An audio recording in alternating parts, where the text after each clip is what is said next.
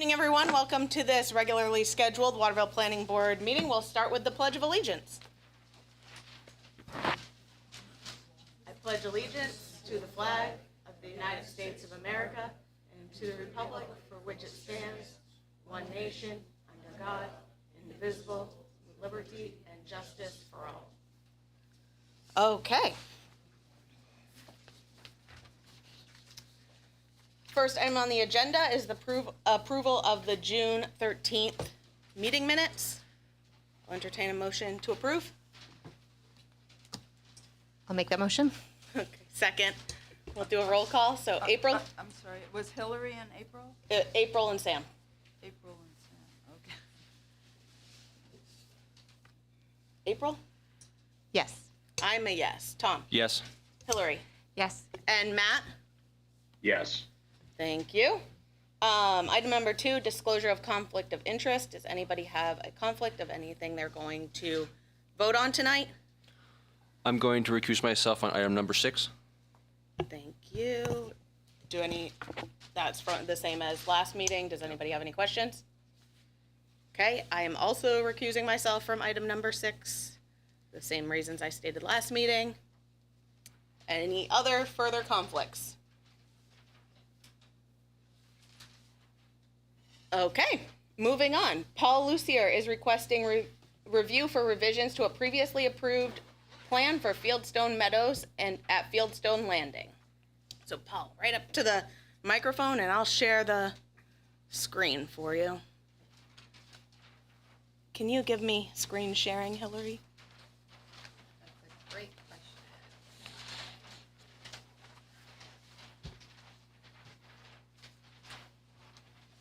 He couldn't get in? Yeah, Well, we're just making it easier this hear way. me all right? Yes. Great. I honestly don't know if I So would know how to I'm do that. Paul Lucier. Most of you know me here. I've been in the city for a while, worked for the city, was on the planning board for a while, and in our current subdivision, in our neighborhood, we've built almost 90 homes there. And but we stopped building a year ago because my wife is not well, and so now I run a full-time assisted living facility for her, and we're doing all right. But we've made a few small changes to the last phase of our subdivision, and we have a list of those. I don't know if you have those lists, but essentially. Oh. Great. Okay, so starting in some sort of order. We can't hear you when you get away from that microphone. All right, great. So if you look down in the lower right-hand corner, you'll see that we've made lot 42 larger. The topography, ledge, and whatnot. It was making it virtually impossible to get a house up near the road by incorporating that other back land, which was just open space. Now we can get a nice house down in our lower area. And then if you go to lot 44, we changed that lot because I have a really amazing tree that I wanted to save. And without changing the lot configuration on that, it became evident to me that whoever built the house there would want to take that tree down. And so that's why lots 44 and 46 are a little bit different, but they still meet the city's minimum lot size requirements. And then going across the street, I live on lot 41, right here, and lot 39 used to be adjacent to that. And I absorbed lot 39 into my site so that I could sit on my porch and not have to look at anybody's backyard and what have you. And yeah, I've spent more time on the front porch in the last year than I have in my entire life. I have more time now, but we did that. And then we created a 20-foot wide easement for a walking path between, so that folks from my earlier phase can walk down to this current phase and have the ability to walk or ride their bikes and what have you. And that's the essence of what we're doing. Lot number 2, which is further over this way, I'll be on the next page. Oh, Can you? yep, I just have to pull it up. So right now, the entire subdivision is served by one really amazing well, but we're in the process of converting to city water. You know how it is, every well water is suspect. We have PFAS in our water, but it's currently below the state minimum requirement, but they're lowering that. And the Homeowners Association has qualified for a grant to put city water into the development. And so we created an easement around lot number 2 so that the city water coming in from the Shores Road will be able to get around lot 2 and access those water mains that we put in when we created the subdivision back maybe 15 years ago. So that'll be very handy and very nice, and everybody is looking forward to the city water. And those are the only changes we made. So we would ask that you would just approve our changes because they're not substantive, they're minor. And do you have any questions? Any questions from the board?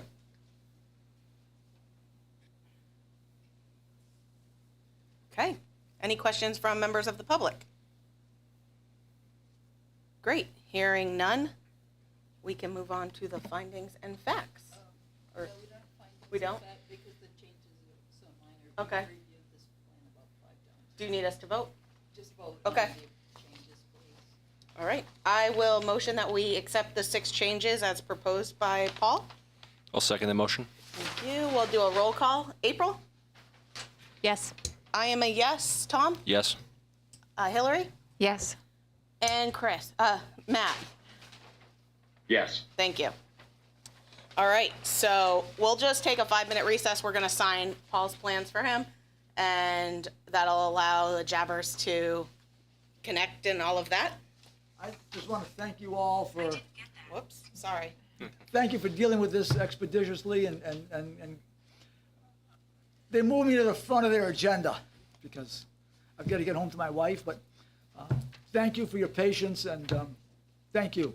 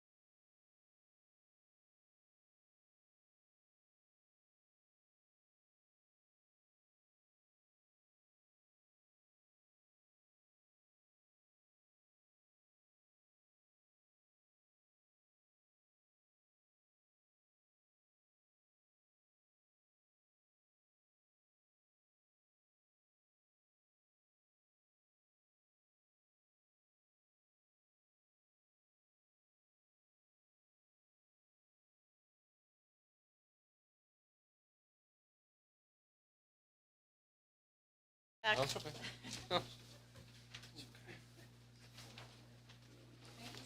Thank you. Have a good night. All right. How's everybody doing? Good. How are you? Good. John Paul Jarver III, proud Waterville native. That's my father, Junior. We're here today. I want to be really clear about strictly discussing not final design or plan on a project that we've been working on for 2 years now.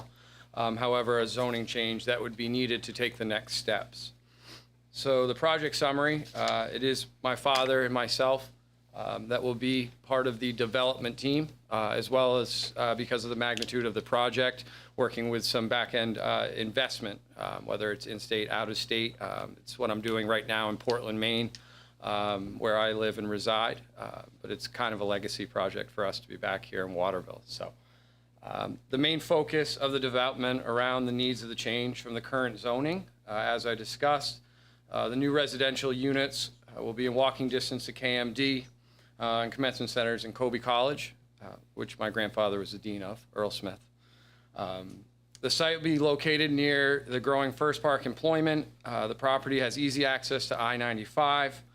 The planned units will offer distinctive floor plan, sustainable construction with quality, modern finish, providing renters the best in central Maine living. I've been watching from afar over the last couple of years of what Waterville is doing.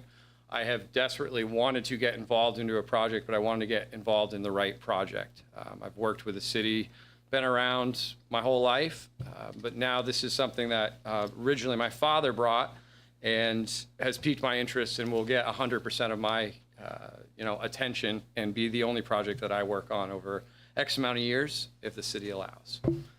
I'm gonna let my father speak to the zoning change that he's looking to get. Yeah, right now it's commercial C, and we want to change that to commercial A.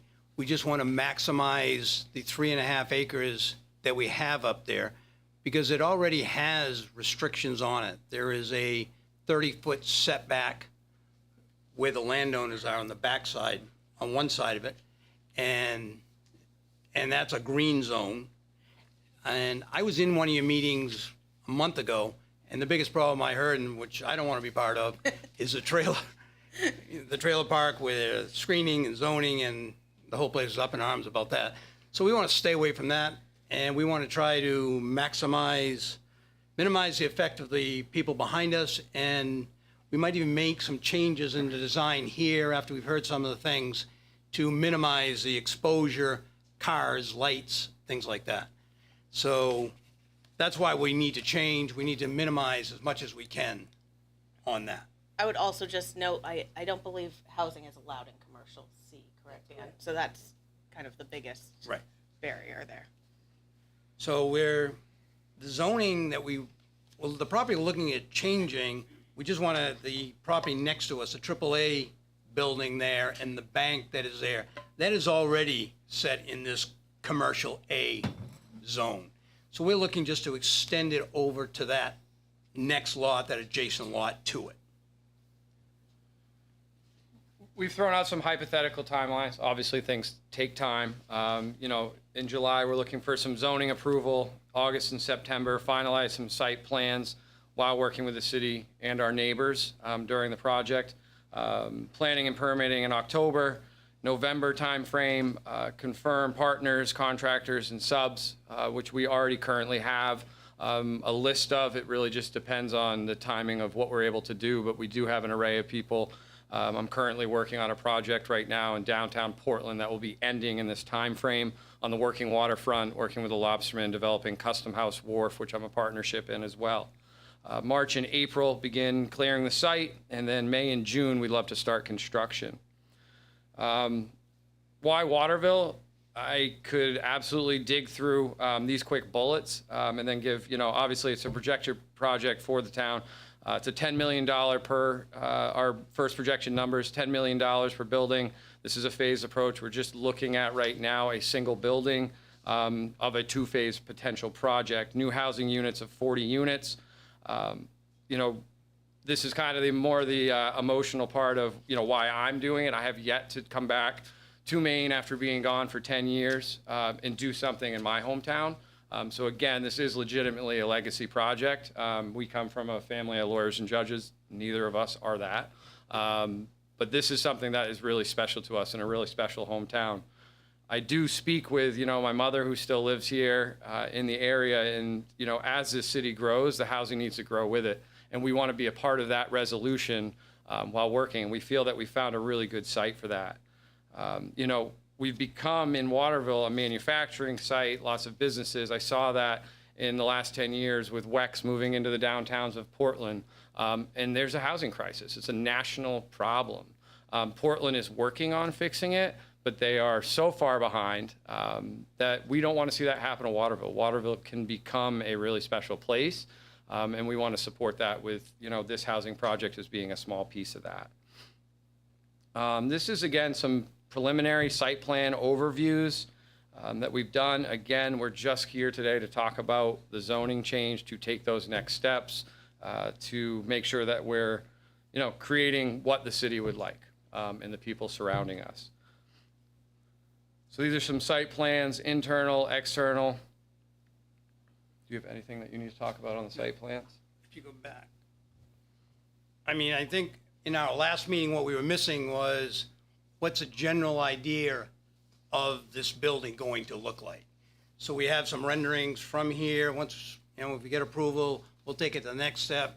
We'll work with our engineering people have already started working with code enforcement of your people with Daniel and finding out exits and what they're going to want for that. And we are just, my son and I, just finishing up a project in Portland or sprinkling the building and all of those things. So we'd like to just show you some of the preliminary designs that we have.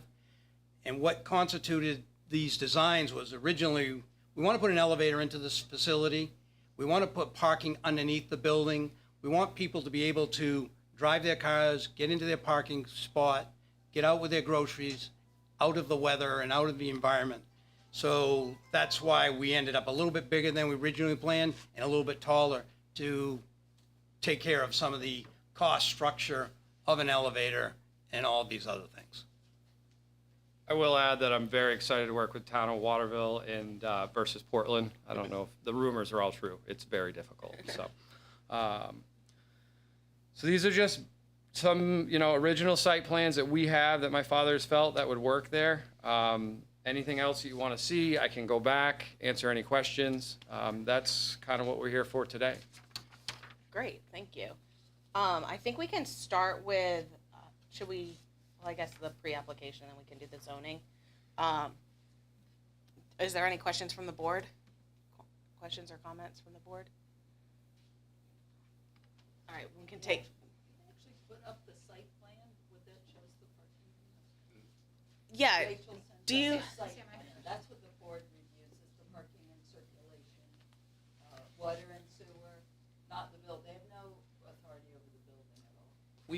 We've contacted, thus far, we've contacted the sewer district. We have two options.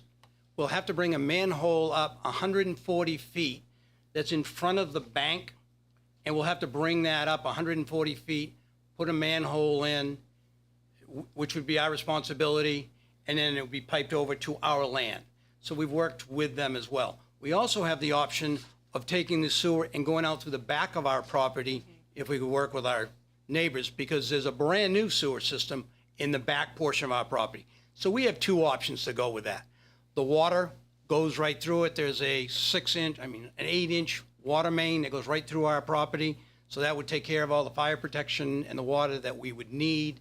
Electrical power is already there as well. would if it went through the back, would that connect to the Doctor's Drive? Or, Yes. Yeah, that subdivision, okay. I mean, we Proposed have subdivision. that ability to pursue that option if the name, we can come right up the street. We can come right up Washington, 140 feet, working with Rick Labby and crew. We can just bring that up and we'll have all the sewer that we're gonna need. And we have all the water that we need, and I'll have all the power. There's also gas lines there. We've been dealing with the gas company as well. They're even asking us what utilities we would use for, from stoves to boilers to things to that extent. Great. Hillary, you had a question? Yeah, so you said 80 units, 2 to 3 bedrooms in these units. Is that correct? I think it's This is 40. This is 40 in the first phase of the building, and that's all we're discussing right now. Okay, so in 40 units, 2 to 3 bedrooms? Yeah, 2 to 3 bedrooms. in the each 2 to 3, the outside units. Yeah, these outside units here, these would be the larger bedrooms here, and the middle units will be there. The elevator is kind of in the middle, in this middle section here. On the site plan, we get back to the site plan, it will have the ability, because we laid it out, at the You gotta engineers. talk over here. We had the engineers work on it to see what we could properly put on there. Parking, I know, is always an issue, especially in Waterville, and I've heard that a lot. So, but the thing that we have going for us is the parking, a majority of the parking will be underneath the building. So my question was about parking. So if you have 2 to 3 bedroom units, how many parking spaces would you be thinking about having for one building? Underneath, there'll be the ability for 2 parking spaces underneath the building Per unit? per unit. Okay, so 40 units, so 80 parking spaces? Correct. Okay. Like I said, we'll get but we're also going to have, even in our design here, we have a lot of additional parking spaces as well, that we can have outdoor parking as well as indoor parking for guests, overflow parking, children, with a third vehicle or things to that extent. So, but it's possible that if you're able to accommodate 2 parking spaces per unit inside, you wouldn't need all of this parking on the outside. No, we wouldn't. It could We maybe just do wanted to some show landscaping or, Absolutely. Yeah. It was just a hybrid approach. It's a hybrid approach to Mm-hmm. showing what somebody would see, because it's kind of hard to show everything under the building. So yeah, we Yeah. could absolutely bring that down, do some landscaping, some more buffering, things like that for neighbor lighting, things like that. Yeah. We can also have the ability to shift the building as we get closer to final design for neighboring properties, from a lighting situation where we could direct traffic, correct me if I'm wrong, away from the neighboring properties. Yeah. Ann had talked to me about the concern, and maybe it's here, of the neighbors and cars going through and lighting and concerns like that, which I'm sure we'll hear shortly. We have a way to potentially, we haven't got to that point yet, but where we could take the building itself, move it, because behind our property, there's already a 30-foot green space. So that's already there. The thing we could do additionally is we could take the building and we could move the building back towards the 30-foot green space. I'm gonna step over. You got it. Yeah, so we can Move the buildings back into this direction. and take away the road and make this not the front of the building, make this the back of the building, and take the road away from it. So now the cars would come in Coming in and down and, versus. and go around and go in front of the now front, which would not disturb any of the housing, lighting, all those things I heard about a month ago. Okay, so And that's what kind of pushed us in that direction. So one of my questions was in terms of traffic, because that street, that's Washington Street, right, that leads to KMD or to Chase, right? That's just a two-way street right now, or two-lane traffic right now. If you've got 40 units, 2 to 3 bedroom units, I mean, that's quite a bit of people, but that's just one lane on each side of the streets. So I'm just a little concerned about the number of people that could be coming in and out and what that might do to traffic. I think the advantage of this piece of property is where it is. I mean, we're not in a congested area of Waterville. I mean, to go and put 40 units anywhere is going to put a burden on the roads and things like that. The advantage of this is it's on a road that's well taken care of. It is a road that's easy accessible. And there's not a lot of other houses in that neighborhood, like I've heard about on the south end, and parking and the problems at south end and all of that kind of congestion. We think that is why doing this makes it advantageous. And that's why we thought this lot because of this housing demand, would be beneficial. In the last meeting, John, you mentioned maybe having it ex condos or rentals. Have you thought about that any further? We've talked about it. My son and I have talked about this, and I'm sure our bank will have a say of selling off a portion of these to take the risk and share the burden of the risk. So I think in the beginning, there will be some, like there's 40 units, and we might sell off 10 or 12 or 15. But we really have not got to that stage yet. Yeah, I mean, nothing to do with whether or not you're approved or anything, but just anecdotally, I've seen we have so many apartment buildings going up, and right now Waterville sits at about 60% rentals, which is really, really high. And I would love to see like an opportunity for more home ownership, like starter homes, condo type things. And I'm wondering if this would be a site that maybe we could do like, even, I know these aren't final plans, but like a townhouse type thing with some condo association type deal. So The one right, behind it is very successful, Yeah, right? yeah, our uncle So- or Uncle Joel is. Yeah. But yeah, we talk about this at dinner. It becomes a coin flip and an argument, a healthy one nonetheless. I'm a big advocate of selling the units, moving on and building the next thing, going into phase 2, things like that. With Waterville's economy and what it's doing, bringing in professors into a 3-unit for Colby College, or some of these doctors that are, going into the hospitals, they are buying. That's what we're seeing and we're doing. So where I do a lot of the finance side of this and the pro forma side, my bank is asking me to do that as well as you are. So it does make sense. I think it's an open discussion on what the city would like. How do we get this done? And then it becomes a numbers game. What can I afford to do? How can I do phase 2? How can I get this building where it's delevered for the bank? But I would like to see, a good amount of it to go to the sales side for home ownership to grow and give the ability to, as Waterville's coming up.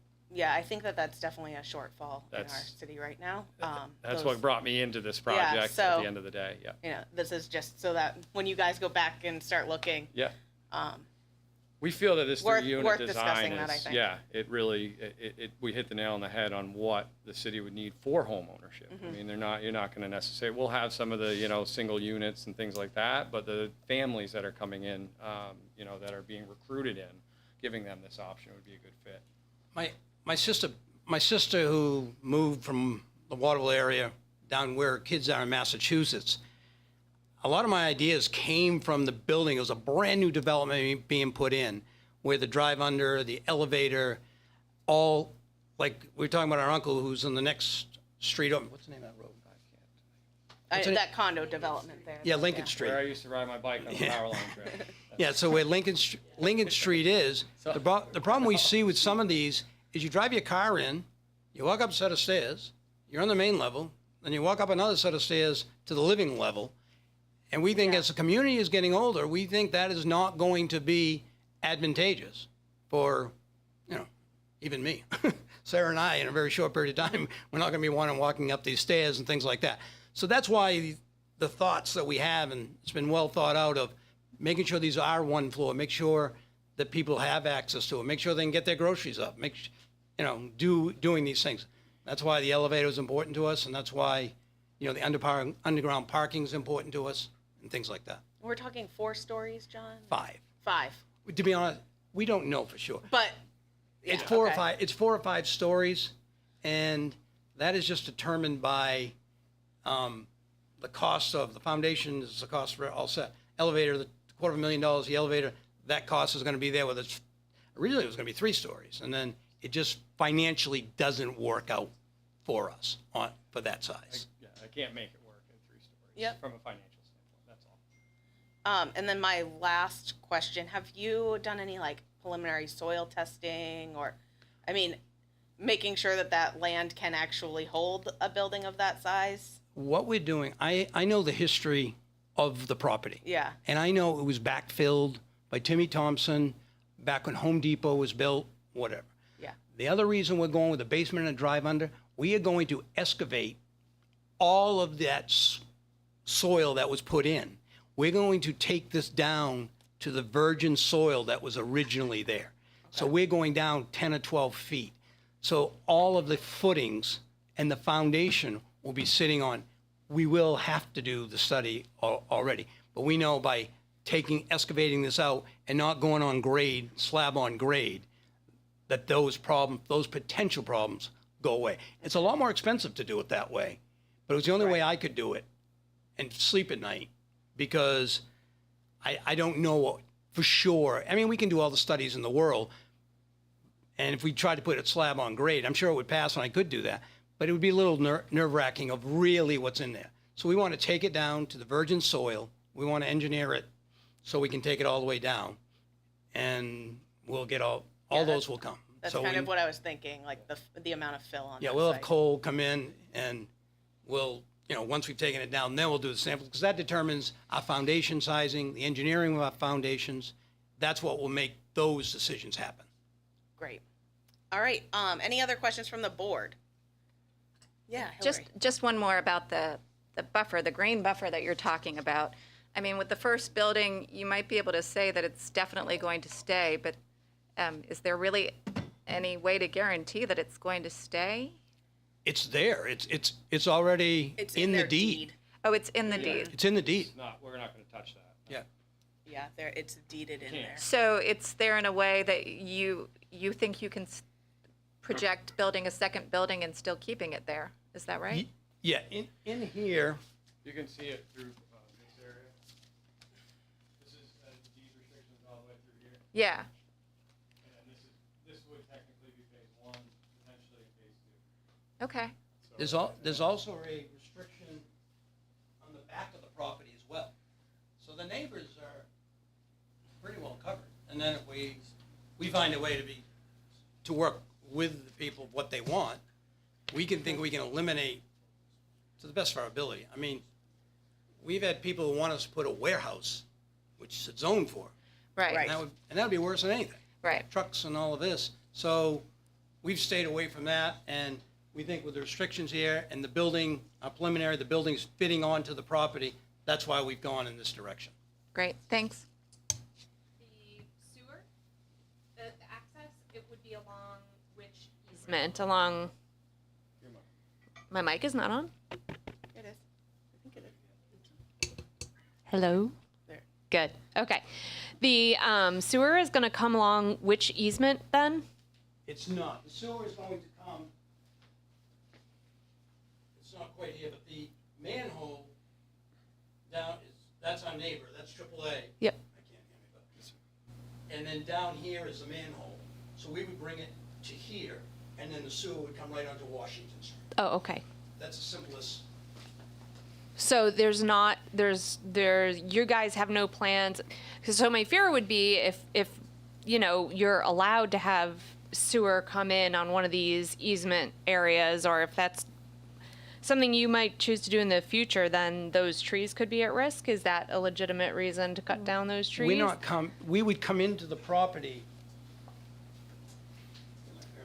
We would come into the property right here. Okay. On the front corner of our property. So the manhole, economically, you bring the manhole as close to your property as you can. So this would be directly across from here. The easement is back there. Mm-hmm. So we're not anywhere, we're not gonna do any construction in there. We're not gonna do any excavation in there. We're not gonna be doing anything to that area. Okay. The only thing that would bring us closer to that buffer would be neighboring properties wanting to work with us on moving the building up against it for lighting, or they have issues or traffic going that way, and that would just be an open discussion. Moving this building to the buffer, but we don't have those plans. This is where we're setting it, and you can see this scape and then the restricted area that far. So we've actually set it up further away from it to not bother that area at all. We wanted to make sure, we had our engineer did this drawings for us here. We wanted to make sure it would fit. We wanted to make sure it would stay in the buffer zone. We had the preliminary size of the building, maybe not the final design, but we have rough, and we wanted to make sure we could fit with parking as well as Yep. keeping the neighbors and keeping the buffer zones and not affect, because we're not here to ask to change the buffer zones. We're just here to, Right. One last curiosity. So the 5 stories includes the parking level, or no? no, there's 5 living. Okay, so it's 5 above grade, 1 below. Correct. So that means that how much do you need for one level? You're going to need more than 10 feet, probably a little more than that for each level, right? Yeah, the whole total will probably be about 11 and a half feet. Like I said, final design's out there, depending what we use for, because the new laws now and the new exchange of air, there's a lot of changes in these clean buildings now. So you have to have not just 10 feet, you got to have ductwork that Right. allows us to bring that in as well. So, are you so that sounds like you're gonna be down maybe below that fill layer. Do you know if you're gonna hit bedrock? Are you gonna have to be? No, we're just going to. Okay. Blasting gonna could take it be down- a whole thing. Well, the original design was the AAA building. That was straight across. Right. And then Timmy came in 20 years ago and he dumped it. So we're just going to take it down to the original soil. Right. But I was just saying, I think that fill, you're gonna have to go down a little bit further, right? Right. Okay. Who knows what's down? Oh, yeah. Okay. Thank you. Great. Any questions from members of the public? Yep, you have to go up to the microphone so that they can hear you in the interwebs.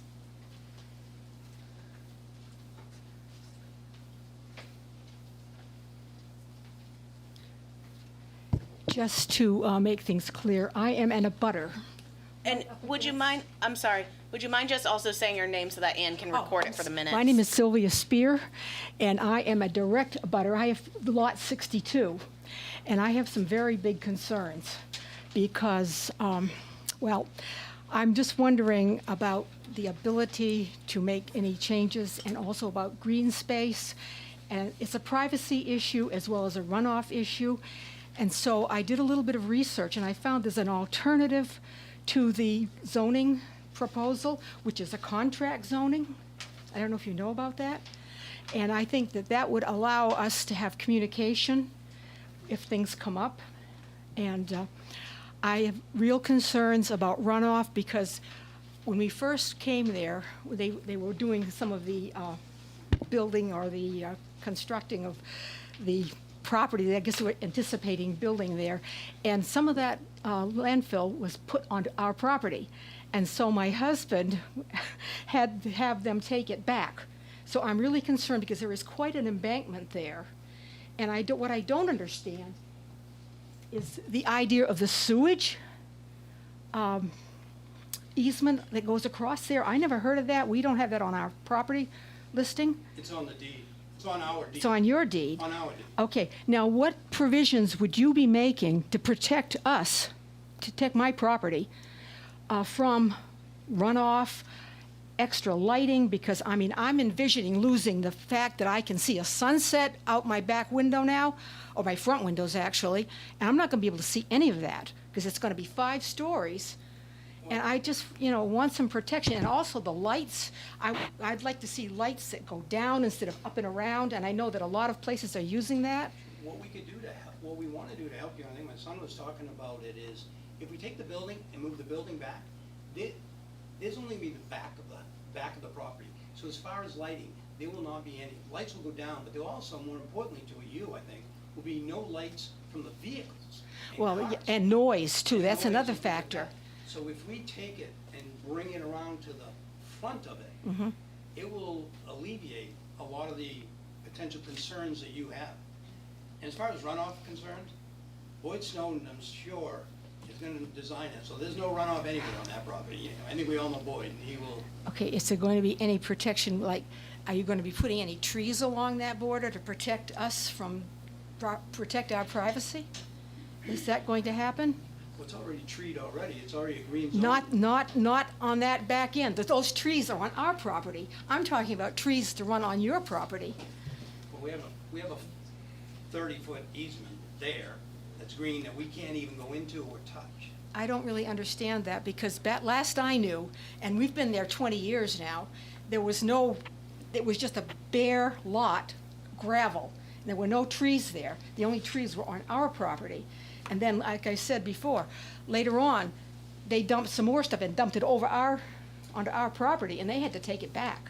Well, I assume that we'd be working with the cities on approval with exterior, bringing in trees, making it, it's a larger project. So we don't just want a bare property Yeah. into some skyscraper. It's not what we're looking for. For it to fit into the community, I'm sure there's going to be, we're open to talking to neighbors, planting the right trees. If there's not trees in this space, I don't know on the deed restriction, we have the ability to work with, you're back on this side, so on this side. This You need to speak into the mic. yeah, that's a good spot. Yes, absolutely. I mean, we would plan on our side of this, making this, a good looking project and protection. I understand the contract zoning, the issues I've had with that in the past, it becomes a problem for us sometimes in financing. But this, like my father had said earlier, we're not trying to put a Walmart or No, I a know that. warehouse that's at 24 hours with trucks coming. I believe that this is actually a better opportunity of how we're going after it to, talk to the city, talk to the neighbors on doing this landscaping the appropriate way that, protects you that way, pointing the lights down, putting trees that maybe show that they're there that aren't there. We're doing that. Waterville's, it's up and coming, but we can still keep it beautiful in that area. The good news for you also is behind our property, we don't know why, but there's a 40-foot sewer I easement. know, and I don't understand that, because we don't have any sewerage on Lincoln Street. There's nothing there. And we didn't, I was talking to Ann about it, I said, man, I'd like to That was get rid of crazy. that. That was crazy, I saw that. The other thing I'm concerned about is traffic, because everybody is taking Lincoln Street instead of KMD now, because KMD has become so accident-prone. And in fact, I avoid KMD as much as possible, and I go down Lincoln Street, even when it's more convenient for me to go out Washington Street and down KMD. So what's gonna happen with the traffic? Because, I mean, you're putting all these extra cars in. Obviously, we're gonna have to do DOT study, make it, We're gonna have to do appropriate that. changes. I mean, we would be forced to do that by the city anyway and make the appropriate changes for traffic, because not only has it become a problem for you, but the people that we're trying to sell, the building to as well. So it can't be a 6 o'clock traffic jam in downtown Waterville. But we do feel a project like this not just being needed in Waterville, this is a good accessible spot that we could build something that would have good traffic flow and not affect, as much as maybe in downtown. I just wish it wasn't gonna be 5 stories, though. I mean, you're gonna shade my whole property. I'm not gonna, I mean, that's what's going to happen. And, it's like, what happens there? Yeah, I understand what you're I mean, saying. it's- Again, I it's a- have to lean back on, we have the ability and we're not gonna do it, of opportunity to put in warehouse space. We don't feel that's a good fit for the city No, I or can where, see that. the people are, and I don't think you'd wanna see the back of a Walmart or anything like that. Not that but that's not what I do. It's not what my father does, and we do feel that it's just a good fit and growth for the community there, that way. So you don't think that a contract zoning would do the trick for you? I don't think so. Why But I not? can definitely look into it. It's an impediment on financing for me on my side, because it could be a potential delay in project. I could also say that a lot of the concerns that you brought up that you'd want addressed as a contract zone are addressed as part of the site plan review, the drainage issues. They have to prove all of that and get letters from, water and sewer and the city engineer and prove that it won't impact your. Okay, so are you planning, as the planning board, to keep the abutters, the neighbors, informed as to what's going on? Because I want to know what's going on at every step. I will give you my cell phone number. I can tell you That every would- step. And you will be notified for final site plan review, right, Ann? Yes. Yeah. Yeah, so when they come back, this is a preliminary, they're asking for a zoning change, and then when they come back for final site plan review, you'll receive a certified letter to Okay. attend as well and be able to give Because as long as input. we're kept informed, because this is really critical. I don't like having things come at me. I've been through a lot in the past 4 years, and I just don't want to have anything more come at me. But I do have something that you might like to see, and I don't know if you got this. This is my original letter that I wrote at the last meeting. Okay. And you may have seen it. And can I give this to everybody too? Because I have copies. Just more for reference. You have it. Any other questions from the public? Yeah, absolutely. Thank you. My name is Sandra Costrin, and I live on Lincoln Street. One thing, first of all, I totally agree that Waterville needs more housing. My biggest concern is the density. You made the comment about people could walk. There are no sidewalks. There are no sidewalks on Washington Street. There are no sidewalks on Lincoln Street. I see a huge public safety issue here. As Sylvia said, Washington and Lincoln Street, I call it the KMD bypass. I feel that you're just asking for huge traffic problems. The intersection at Washington and KMD is very dangerous. And I think they're just, on account of the density, that you're going to have huge traffic issues and that we're going to have even more traffic on Lincoln Street. And unfortunately, right now, traffic on Lincoln Street, when it goes towards town, moves at someplace between 40 and 60 miles an hour. Thank you. When you talk, the thing they're talking about, when you talk about density and cars, and I don't have the exact number, but Kennedy Memorial Drive does, I think it's 3,000 cars an hour. That's what it is on Kennedy Memorial Drive. So my point is, we're talking 60, 70, 80, 100 cars in a day. He's not quoting No, I'm not quoting it. I'm not quoting it. I'm just telling you. But I mean, we won't. What it is? Yeah, I mean, that's, the last time I checked, which was some time ago, I haven't been in Waterville. But I mean, the 100 cars is a very small number to be absorbed over a 8 to 10 hour period of this time. And don't get me wrong, I mean, we want it right. We want to make sure that the property has walking on it itself. We want to make sure that there's places for these people to go. Okay, any more comments? Yes, sir.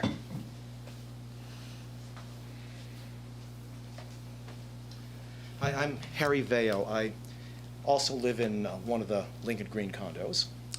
And okay, Sylvia had mentioned drainage earlier. I'd like to talk about that a little bit more.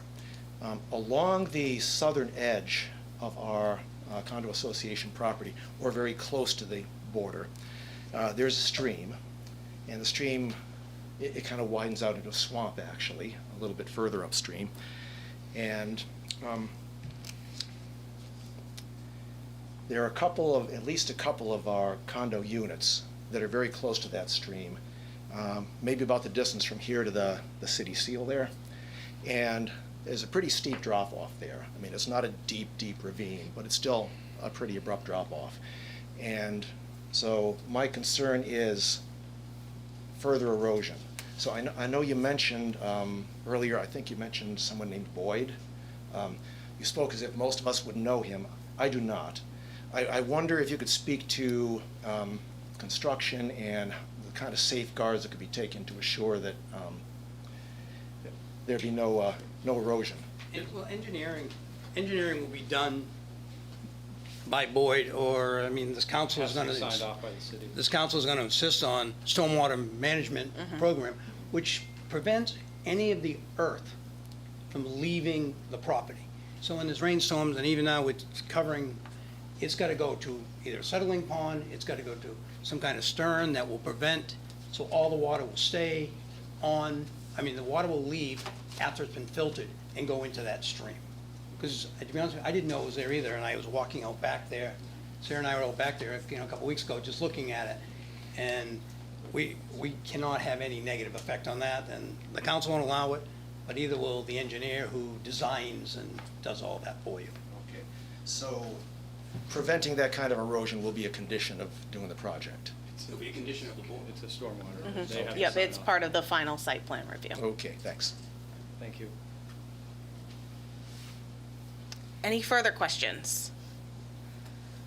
Okay, so the board needs to take a vote on whether or not to approve the zoning change from commercial C to commercial A, so that they are allowed to construct apartments, because apartments are not allowed in commercial C.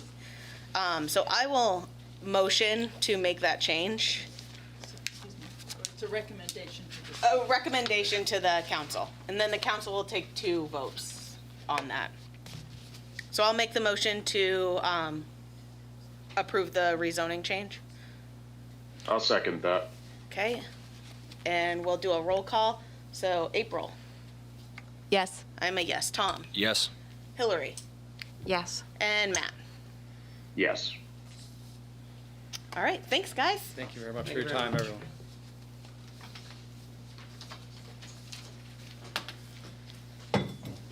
Okay. April, you're up. Okay, moving on to number 6, KRP LLC is requesting preliminary and final plan review for apartments at 155 and 165 Main Street. This review is in accordance with the Articles 8 and 9 of the Site Plan Review Ordinance and Section 4.20 multifamily developments in the zoning ordinance. I believe we have folks here to talk to us this evening. I believe Justin Dupre is with us online, and Yep, I'm Justin in person here. So oh my gosh. Nice to see you, Hello. April. Good to meet you. Thanks for having me. Sorry I didn't recognize you. Yep. Right on. All Okay. right. So do you have some things for us? Sure. This is the site plan review. The site plan that was done by it's Jeff Allen, A.E. Hodson, and he couldn't be here tonight because he has a prior commitment in Augusta at the planning board there. So he did this and reviewed the property and wrote the letter. I think you all received that as well, but stating that this interferes with no other property rights or anything like that, and provides us with the necessary parking for our proposed 21 units for housing. And again, as I mentioned previously, those would be workforce housing, 80% of AMI, which I think is sorely needed in the area. But this is the parking for those units there. And we did receive all the approvals from the city engineer as well, the water, fire department, and everyone who is required from the city. All right. Open it up for questions from the board. Matt has his hand up. Matt. Hey, how's it going, Justin? Just wanted to bring up, we were kind of presented a little bit late with this, but a letter that you guys received this week from one of the abutters, Matt Hancock, just some sort of parking dispute, just to kind of shed some light on that. Sure. Yeah, there was, I guess, some question about the rights of way behind a building he owns on Temple Street, and the site plan that I'm presented with here does not interfere with that whatsoever.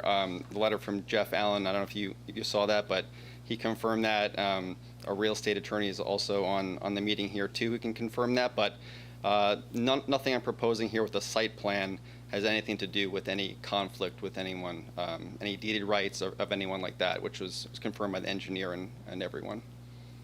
Okay, perfect. Thank you. Any other questions from the board? Okay, do we have any questions or comments from the public? Come up to the podium.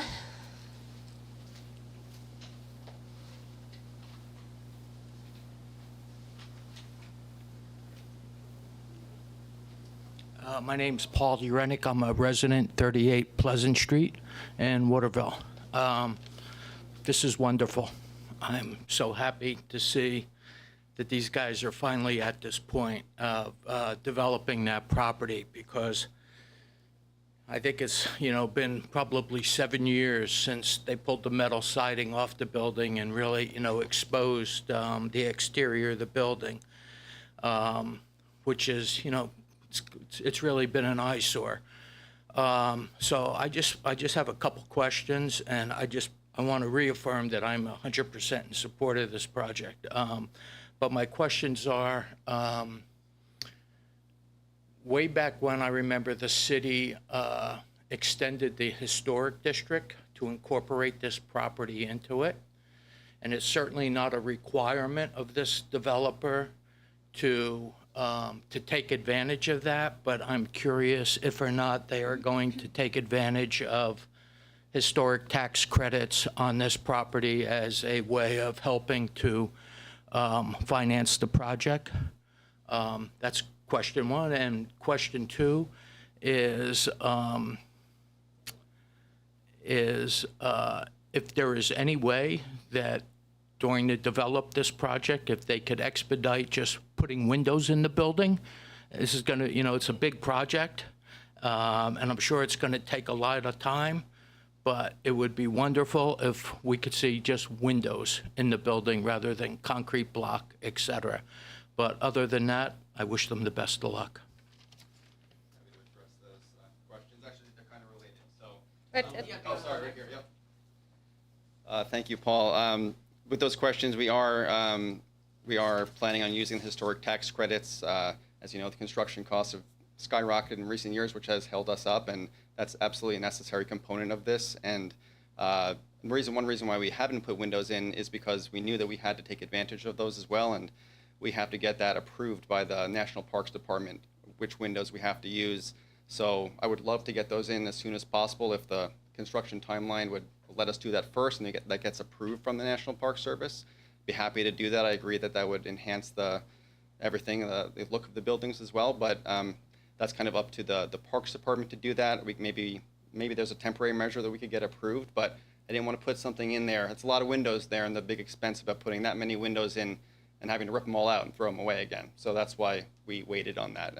But we do plan on using the historic tax credits to restore the buildings, as you asked. Yep. Any other questions from the public? They come up to the podium.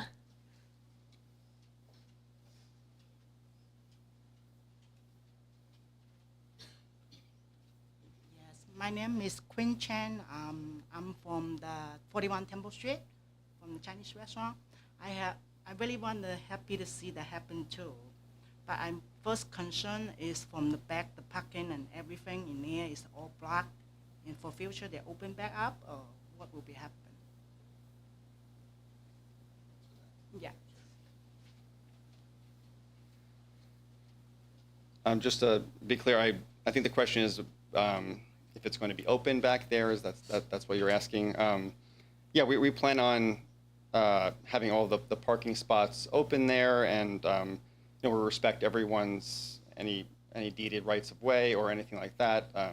We respect that as well. I mean, we're still figuring out the configuration. Fire trucks will.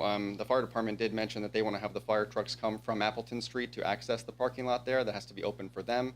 So we'll comply with any requirements that the city has in terms of keeping things open there. And other than the site plan, I mean, we do plan on having the parking lot open for parking for the residents of our units.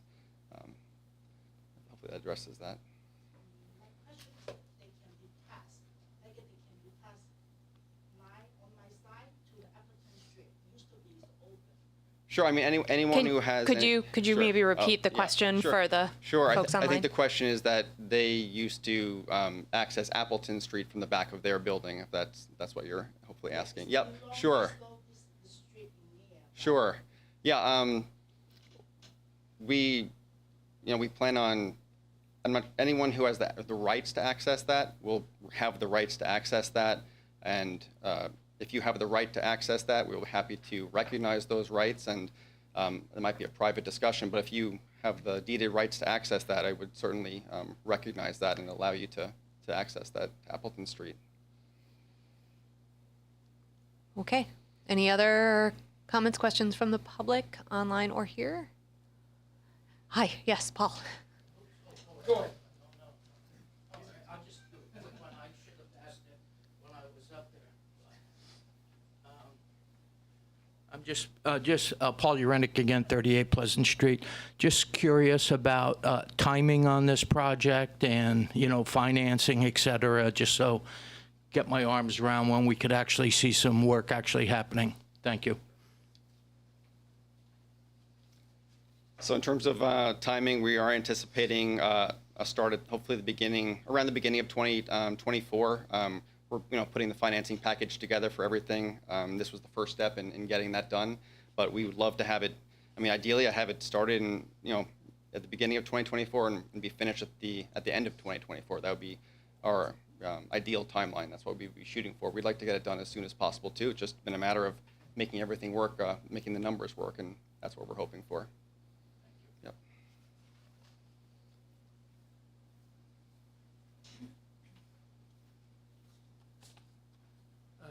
Hi, I'm Jacob Runway. Since this is commercial A, these parking spaces, they're exclusively for the apartment block, right?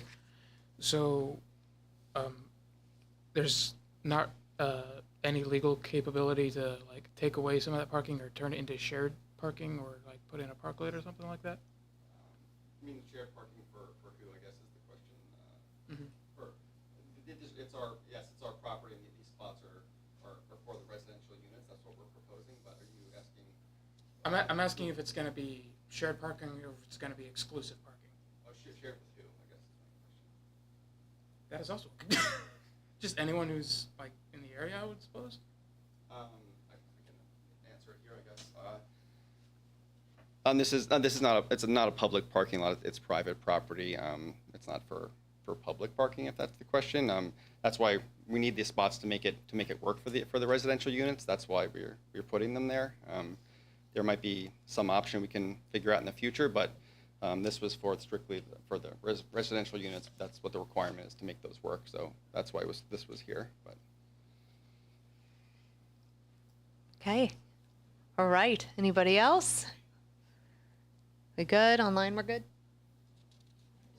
I don't see a hand. Okay. So we will move on to findings and facts. Okay. So, do we? Yeah. We're going, I'll just say the things. Okay. The development will not result in undue water or air pollution on or off site. true. Okay. Sufficient water available for the reasonable foreseeable needs of the development, including but not limited to potable water and fire control water. True. Number 3, will not cause unreasonable soil erosion or reduction in the capacity of the land to hold water. True. 4, the development will not cause unreasonable highway or public road congestion or unsafe conditions with respect to the use of highways or public roads existing or proposed both on and off site. True. 5, the development will provide for adequate solid waste disposal. True. 6, the development will not cause an unreasonable burden on the ability of the municipality to dispose of sewage. True. 7, the development will not have an undue adverse effect on the scenic or natural beauty of the area, aesthetics, historical sites, or rare and irreplaceable natural areas, or any public rights for physical or visual access to the shoreline. True. 8, the development is in conformance with zoning. True. 9, the developer has adequate financial and technical capacity to meet the above stated standards. True. Okay. And then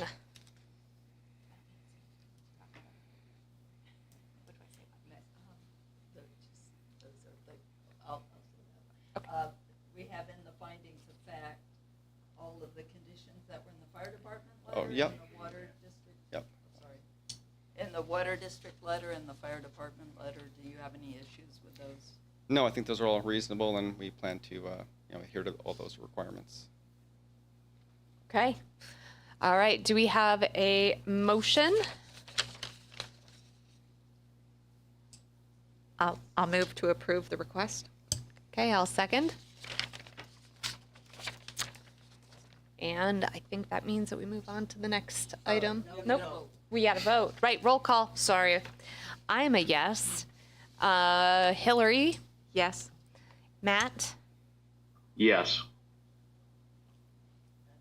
That's it? Okay, that's it. And 2 abstentions, I assume. Right. I think then I get to hand it off back to our chairwoman. So I'm gonna need you all to sign the form. Yep.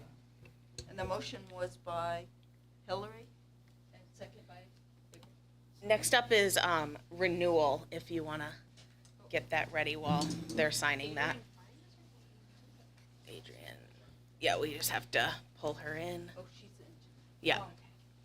Oh, there she Yeah. is, right there. Hi.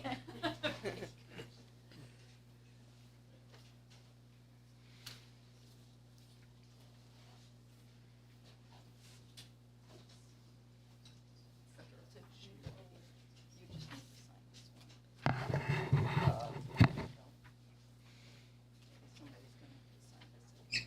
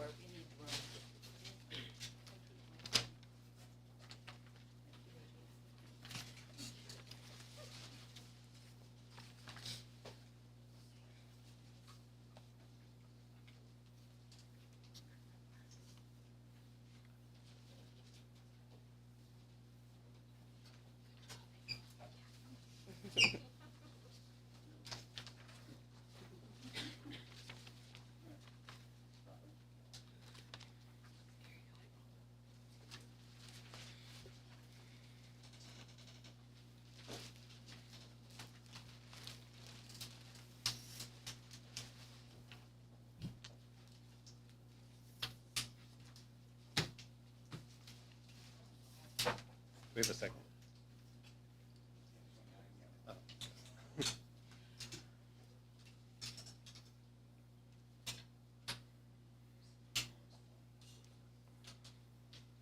Of course, the architects brought the easels.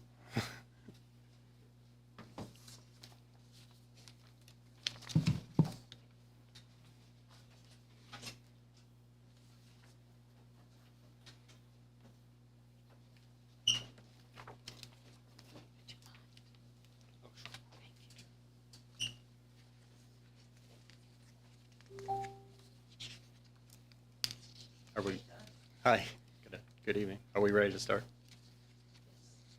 Yep. Oh, yeah. Yeah. Sorry. Yep. My name's Todd Alexander. I'm with a multifamily housing development company called Renewal Housing. We're based out of Portland, Maine. So we got a lot of ground to cover tonight, so I'm going to go pretty quickly. My primary job tonight is to do a lot of introduction, so I'm going to rattle off a bunch of members of our project team who are going to be presenting tonight. Adrienne Fine is with Teradyne. She's our civil engineer. She's going to start off, and she's going to walk through primarily what's happening on the site and all of the technical details that I don't always understand. She's going to be followed by Jesse Thompson. Jesse is with an architectural firm called KTA, Kaplan Thompson Associates, down in Portland. He's going to walk through some of the architectural work for the buildings that we're proposing on the site. And I'll probably come up in the end and address any questions that anybody has. First, let me give you a very, very high-level overview of what you're going to see tonight. So our project is called Head of Falls Village. This is a master plan for a 1.7-acre site located in downtown in the Commercial A district. It's bordered by Temple Front and Appleton Street. We're proposing 2 buildings. I better figure out how to use this. Let's see.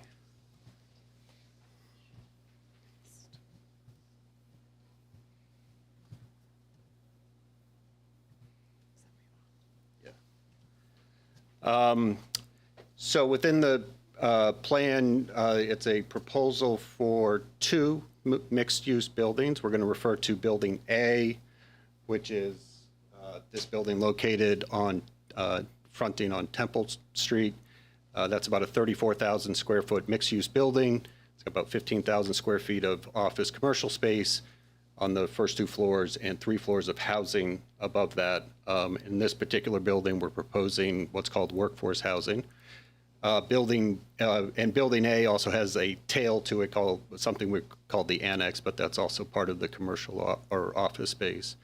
The second building, which we're creatively calling Building B, is also a mixed-use building. It's got about 6,500 or so plus or minus square feet of retail and commercial on the first floor, and that has 4 floors of housing above, and that's housing that's proposed to be conventional.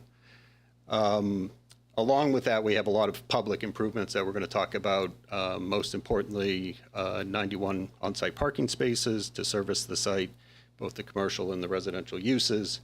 A very extensive public infrastructure plan in terms of stormwater, sanitary, water, electric service. And then a lot of sort of the public improvements that everyone gets to enjoy, highlighted by the fact of this thing that's called a WUNIF. I never thought I would be in Waterville, Maine, presenting at a site plan application talking about WUNIFs, but we will be talking about WUNIFs tonight. And that's basically a shared street or pedestrian plaza that we're proposing to sort of bisect the site. Some of the key themes that we're gonna go into a lot of detail. I want you to kind of, or I want to highlight a couple of major themes that are kind of consistent throughout the presentation and what we're trying to present in the plan. The first, most importantly, what we want to do, everything that we're proposing tonight is mixed use. We thought that was really important, something that would really be sort of traditional downtown development, very much connected to the main street and sort of be an extension of the main street in the business district. Even though it's mixed use, the second theme here is that this is primarily a housing project.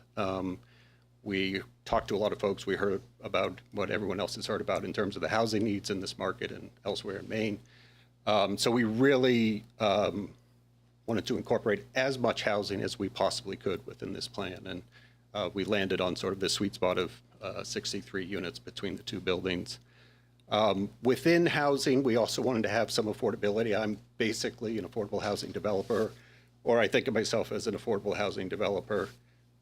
We defined affordable on this project as workforce, and we define workforce as affordable to households at 80% AMI and below. And so we think we've hit kind of our internal target, although there's no mandated requirement for affordable housing in this development. We had sort of an internal target, and we were shooting for about 25%, and we ended up closer to 30%. The other theme here is that, we thought it was really important to have a very robust package of public improvements. This is entirely everything that you're going to see is on a private piece of property. It's a private development, but kind of when you're developing in a downtown, we feel like sort of by default, this is a public project, and it was really important to us to have a lot of public improvements that everyone can enjoy and take advantage of. And that's when we'll get into the discussion or conversation about the WUNF. And then the last thing I'll leave you with is everything that we're proposing here is as of right. We're not asking for a zone change, any variances, any amendments. We came in earlier, you guys saw us when we came in and asked for some modest changes in terms of the parking stall dimensions. But with those approved changes, everything that you're going to see here tonight is as of right. So with that, I'm going to let Adrian talk about things like stormwater and like the really exciting stuff. All right, thanks, Todd. I'm Adrian Fine, civil engineer at Teradyne Consultants, and I'll start off by showing you the existing site plan. This is what the site looks like today. It's 1.7 acres, and it's the entire block between Temple and Appleton along Front Street. Today there are 4 buildings on the site. It's completely developed. There's pavement, gravel parking, and some small areas of lawn and trees. Today there are public utilities in all of the surrounding streets. Front Street was recently improved and is under a moratorium, and we have been talking with the city about the fact that Temple Street is going to have some improvements coming up, so we will be interfacing with that plan. The site today has stormwater runoff that drains to the surrounding streets as well as to a small amount to the property to the west, but the majority of the stormwater runs towards Front Street today. And there are multiple curb cuts into the project site today. There's a large curb cut on Front Street, and a few curb cuts on Temple Street and one on Appleton Street. So like I mentioned, the entire block will be redeveloped. We have Building A and Building B that will front on the external streets, but also on this shared drive WUNF that goes through the center of the site. The whole site was kind of designed around that street. It will connect through from Temple to Appleton with a 20-foot wide vehicle access, and alongside that, a 6-foot wide pedestrian access with landscaping improvements, lighting, and some parallel parking spaces on the eastern side. We have 14 spaces there, and then we also have a larger parking lot on the western side of the site with 77 parking spaces. So as Todd mentioned, we have 91 spaces total. The residential parking needs on this site are for 57 spaces. So those will all be satisfied on the site. Commercial parking can be satisfied in a couple of ways. There are additional spaces on site, and there are provisions for those spaces to be shared between residential and commercial in the ordinances. Additionally, there is a public parking lot across the street, which is within 300 feet, and that's another provision of the ordinance that commercial parking can be satisfied by using that lot as well. So we believe we've got more than enough parking for the needs of the site. And like Todd mentioned, we were here with some of those ordinance changes that really allowed us to provide those 91 spaces on the site, as well as for safe access for the fire department. They reviewed this project. There was a letter in the packet with their kind of acceptance of our site plan and some provisions that they were looking to have 2 spaces on Appleton Street striped out as no parking. And I wanted to mention that although we're removing those spaces, we're able to reconfigure parking on Appleton and Temple because of all the curb cuts that are there today, and we're closing those up, and we can stripe new parking on Temple Street, and there's a net zero change of off-site public street parking as a result of the project.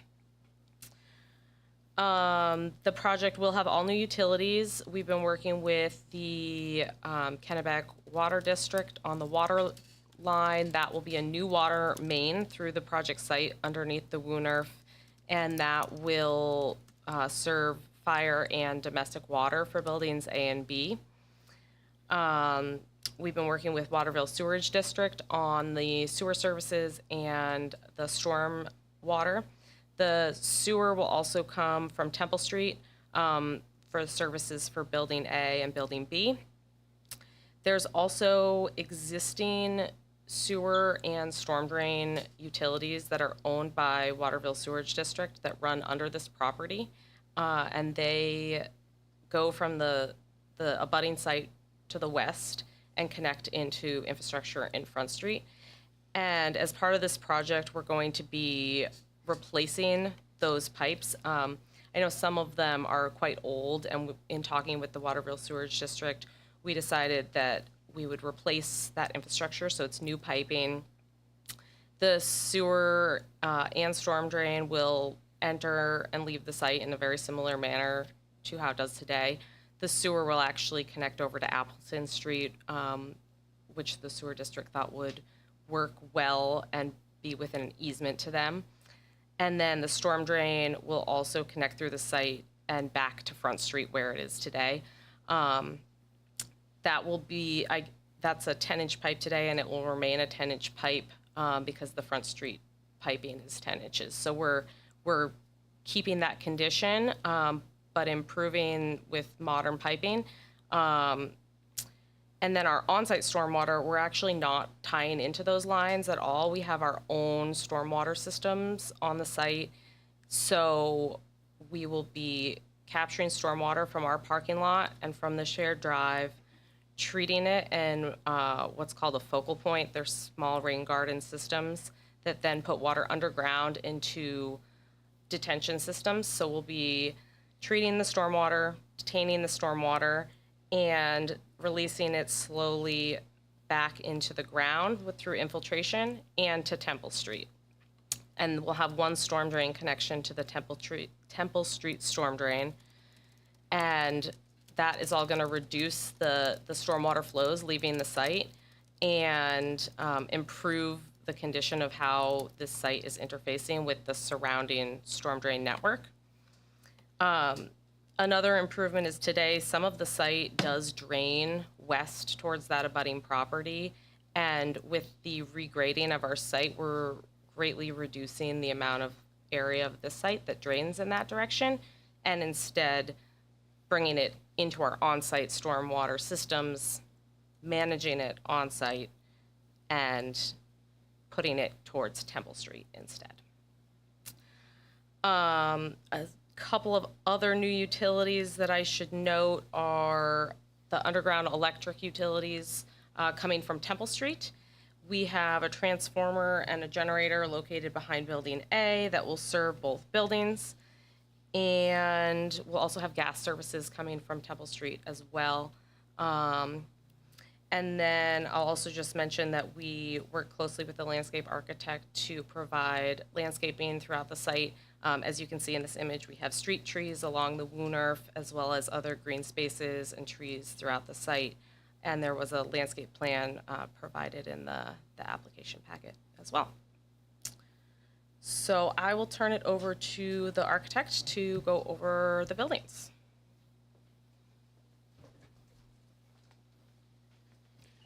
Thank you all. Jesse Thompson, Kaplan Thompson Architects. And so we know that this is a site plan review. This is not an architectural review, but we're here to show you what these buildings will look like and some general tones of materials and how their scope is. Last time we were here, we were asked to provide a little more detail on Front Street and to show a little more sides of the building, and so we've come back with that. And so this is a view along Temple Street heading down. So we've got Front Street on the right, and you're standing on Temple Street. So on the left is the building A, which has commercial and residential above it. This has the 18 workforce housing units above it. And on the right is the new building, Building B, 5-story building. The first floor is all commercial, and then the residential's above. Temple Street does slope downhill. You know, all of us know that it runs down to the river, and so there is a decent amount of grade change, and we are keeping accessible buildings along the shared street at the inner side. And then you can see there is some grade change that goes down to Front Street. Building B's level is at the level of the shared street, so partway up Temple is at its ground floor level. This is a view along the shared street looking north back to Main Street. And so on the left is Building A, the corner. You've turned the corner, you've walked into the lot here, and you're standing on the inner shared street. And that is the annex, which is commercial office space. It's a it's a narrow, slender building with room for a really flexible form of offices in there.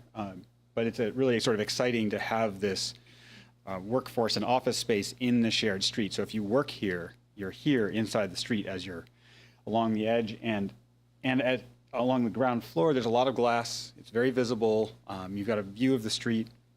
And across from this on the shared street is commercial use. So Building B, the base, is a set of commercial spaces that can have a variety of tenants. They're ready for flexible tenants. The tenants are unknown at this time, but they could be commercial or restaurant or a variety of uses. They're ready for all those uses. So this is one side of more office side. On the opposite side is a place where anyone in the city can come and go to these businesses. This is the view along Front Street.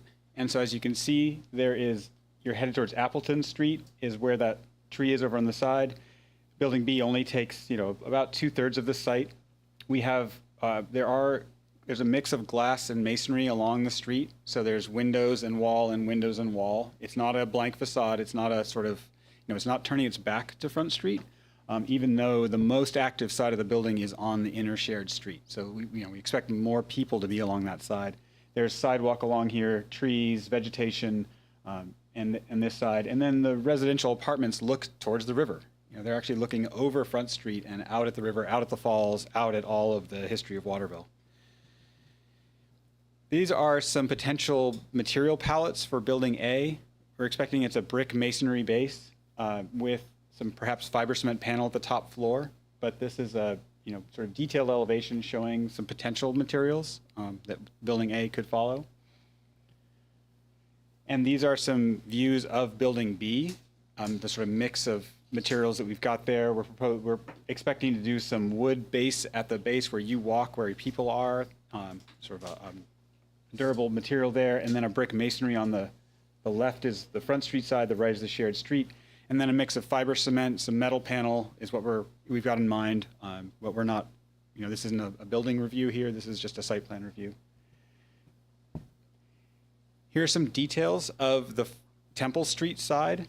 We're looking at the potential to use the structural supports as a sort of big graphic element here, to sort of the head of Falls Village there, and you can start to see, these are the apartments if you lived here, what your apartments would look like. And this is the Appleton Street side. So the right elevation is really sort of the middle of the block. You'd see it from Appleton, but it's really inside of the block. If there was a future building, it would be on that side. And this is a view along the shared street on Building B, showing along the ground floor those commercial facades of those uses that could be retail tenants, could be restaurant tenants, could be any number of commercial purposes, but they would have signage and they would open onto the street from this side. And then above, a mix of apartments, and we've got a series of bays that give some movement to the facade, and if you live there, you could look down the shared street and see in both directions. And I think a really nice place to live. And here is the front street elevation in more detail. There's a blow up down at the base of the sort of mix of glass and brick. And up at the top is the facade in more detail all along Front Street. And there are sort of balconies at the top level. And then we have floor plans we can discuss if needed. If folks are interested, building entrances are coordinated with the civil site plan. All the doors and car parking and pieces are coordinated between those two proposals. But Building B, you can see these are very safe buildings, sprinklered, 2 fire stairs, elevators. These are modern, high quality, safe buildings. And then the views we've showed a little bit, but this is sort of a view down that shared street, again, without building materials. But this is it's cars moving really slowly. It's a private street, but it's not gated. There's no sort of lock this down and keep people out. It's a public street that folks could walk down even on private property. And there's the retail that you'd get from Temple Street right there. And then if you back looking the other way, on the right is the office use and sort of more commercial use, and on the left is the ground floor commercial and the plaza design as this building steps its way down to the river. And then a last view, this is a view of the site from above in the context. And in the back is building A. It's the white, you can see white. It's not really shown with material, but that's the building behind, and building B on the river up front, and how this all could look if these 2 buildings are built out. But a building that really greets the river and the city and starts to knit back the downtown. It's building back the downtown core that we presume was here 100 years ago, of buildings along the street. Building good downtown buildings is our goal here. And I think that is our presentation here. So we will take questions from the board. And do you have any more details, Todd?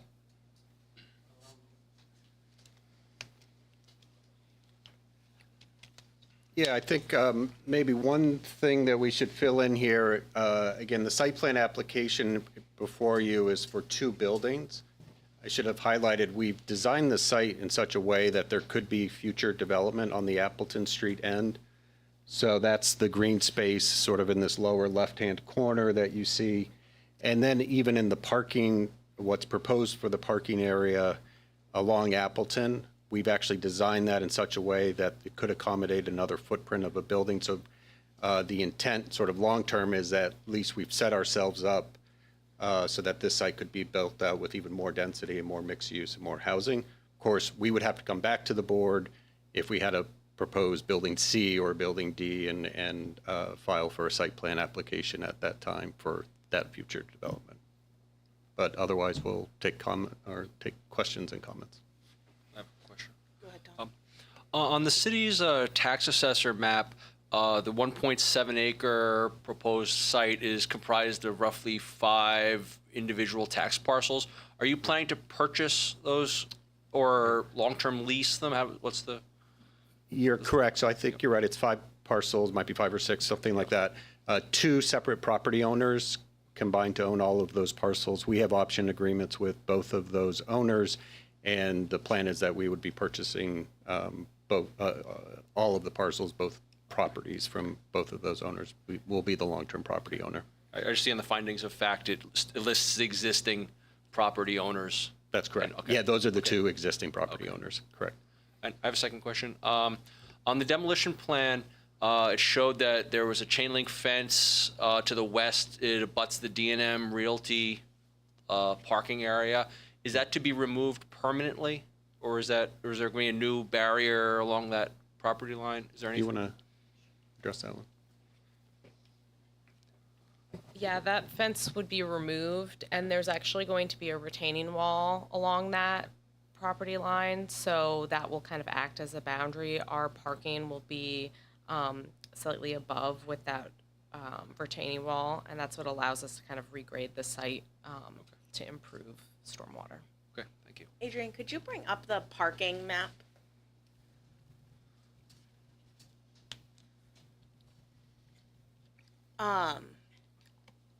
I mean, I'm sure, as you're aware, the new law for affordable housing units from the state changes the number of parking spaces some. but when I saw like the fire entrance and exit, they get really, really close to some of those spaces. Like in an ideal situation, they could get the fire truck through there, but like if someone's not pulled in far enough or whatever. So I'm wondering if you're going to shift the parking a little bit, maybe. Now that you don't need as many spaces, right? You don't need one per apartment building, technically. Are you talking about within the parking lot or on the Yeah, streets? within that parking lot. Our plan was to keep this number Okay. of parking spaces, and it was reviewed by the fire chief. We went back and forth to make sure that that's their largest ladder truck that we Okay. modeled through the site, and that software is somewhat conservative as well. And we made sure that the overhang didn't go over any parking spaces or curbed areas where there may be snow that piles up. That was something we had a conversation about, as well as the fact that they do have, a ladder overhead. So we wanted to make sure it wasn't anywhere near any of the buildings. So we went through all of that with them, and they were satisfied, and we were satified with that. Yeah, it looks like coming in from Temple, that's like pretty straight, but when you come in from Appleton, you sort of have to zigzag a little bit, which I assume is a traffic calming type measure. So, it's a tight little squeeze if you're a big truck. Yeah. I think in most instances where there are the sort of islands or the focal points in some of the landscaped areas, the intent is to, forget the technical term, sort of a tip-down curb, which the fire department. Sloped curb. Slope curb. Yeah. Recommended, so that if, to the extent they're. That they could get Yeah, through they're them still manageable to fast bring, if they bring their trucks through. I have a follow-up. After the proposed Phase 2 building, I believe it's 3 or 4, it's behind the telecommunications building, did the fire department voice any concerns about having fire truck access to the rear of Building A through that passway after that new that Phase 2 building is completed? If we were to build out the site on the Appleton end. We didn't really get into that conversation at all, so we understand that any future approval for any of those buildings, we got to re-engage with the fire department, get them proper access. Any other questions from the board? We did get a couple emails today. I have one. Sorry, Bruce. I don't know if my hand was raised or not. Sorry if it wasn't. Thank you. Thanks, Todd, and all of your people for the presentation. Very well laid out, detailed. Appreciate it. My question is relating to like the material that you might use on the building. I've heard from different people and people wondering can you tell me what factors go into what you will, what your final material might be? I imagine cost is one of them, but just kind of in general, what are the factors that will make that decision? Well, one of the factors is it's sort of the drive-by factor, where if I put my kids in the car and we drive by the building, they say they're proud of the fact of what the building looks like. We've done a couple of buildings in Portland, and I have some very critical daughters, and so I've learned that we're going to have to do we got to do quality materials. It's a balancing act. So what Jesse showed today is really our intent. So Building A, we really see as a masonry building. There's what's called a thin brick material. It's a brick material. It's used all the time as a exterior cladding. And we like to mix that with what's called fiber cement. There are different types of fiber cement and different qualities. There's some really nice architectural fiber cement products now, and that's our intent for some of the detail on Building A, and then also for a lot of the field of the building for Building B. Building B is a really difficult, I don't know why I should be talking about the architectural stuff, but Building B is a really difficult building to design and pick out the materials. It's a large mass. It's an expensive building to build because it doesn't have a backside, right? We could go to all masonry there, but I think we're going to be really challenged in terms of cost, particularly given some of the public infrastructure costs that we're going to incur on this project. So I think architecturally you can do something very, very nice with the fiber cement product. There's a building being built in Portland right now on the USM campus in downtown Portland, or right off the peninsula on the USM campus, and a gray fiber cement with some of this architectural metal detail. I find that it's a really sort of handsome building. It's got a masonry base, sort of similar to what we're proposing. We're building in a downtown, Bruce, maybe the most direct way that I can answer this is, we're building in a downtown. These buildings are going to be here forever, right? So there's a level of quality that has to go into the materials here. We're always going to balance that with cost. But, we're going to be trying to push as much as we can to get some of the highest quality materials that we can, because it's these buildings, they're going to be here forever, and I'm probably going to be trying to, I'll be owning them for as long as I can. So, that's the intent. Okay, well, thank you. I appreciate that. That's a great explanation. And I can tell you personally, I like the options that you presented. And I think that, that it'll look great, I'm sure. And I'm just kind of like chiming in because I've heard some concerns from some residents, but I think you've explained it to my satisfaction. Yeah, and I probably should have, sorry to interrupt, Bruce. So I should add one other comment that it's an important factor. I mean, so these are going to be, in the case of Building B, these are market rate apartments. These are going to be, at whatever the market will bear in terms of the lease rates. It's got to be a quality product. So the financing will drive the quality of the materials as well. We're going to be trying to lease out the commercial spaces on the first floor. We're going to be trying to bring in really strong creditworthy tenants. So we have to build something that's going to attract the types of users, be it the residential residents or the commercial tenants on the first floor. So that drives a lot of those decisions as well. Thank you. And Samantha, I've got a follow-up. That's okay? Yep. And since Todd mentioned financing, and sorry if I might have missed it, but I know from past discussions, once you get this approval, hopefully tonight, that's your next step. And I think from what I've heard, that looks pretty good. But when do you expect you would know that part of things regarding finance?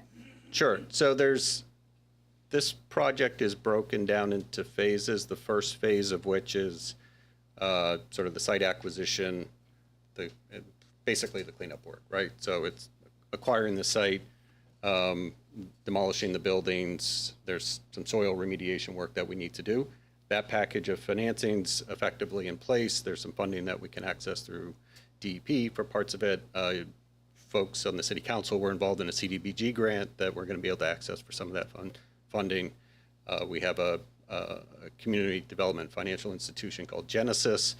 They're going to be involved because of the public purpose behind this project. They're very excited about it and will provide some acquisition financing. So that first phase, is, nothing's 100% certain, but that package has come together quite nicely. So what we do is we acquire the site, demolish the buildings, clean up the site and prepare it for redevelopment. Building A is going to be partially financed through Maine Housing through what's called a Rural Affordable Rental Housing Program, RARA. That funding is, we have sort of a preliminary approval of our application, and the next step is to go to a notice to proceed with Maine Housing. So the financing for Building A is starting to come together, and then Building B is primarily going to be a privately financed project, and we're working on that with sort of the traditional conventional partners that we would have both on the lending and the equity side. So all of which is to say that we hope to acquire the site and start to do you'll start to see some of that initial cleanup work perhaps as early as later this year and going into the spring and next year's building season. Thank you. A very good explanation again. And sorry I couldn't be there. We actually had a session day, and in fact, they're still in session, but I took off a little bit early. So thank you again. Yes, you have a question, Hillary? Because I know you wanted to talk about the WUNIF, right? Yes, we have to, right? Have to. So talk about it. You can drive on it, right? But you can walk on it as well. Is that right? Right. So it's going to be engineered in such a way that it can accommodate regular traffic volume. Yeah. Will it be blocked off to driving, or how is it? No, it'll be open. There's no controlled access whatsoever, either from Appleton or Temple. Okay. So, but I see if you can bring up the Let me.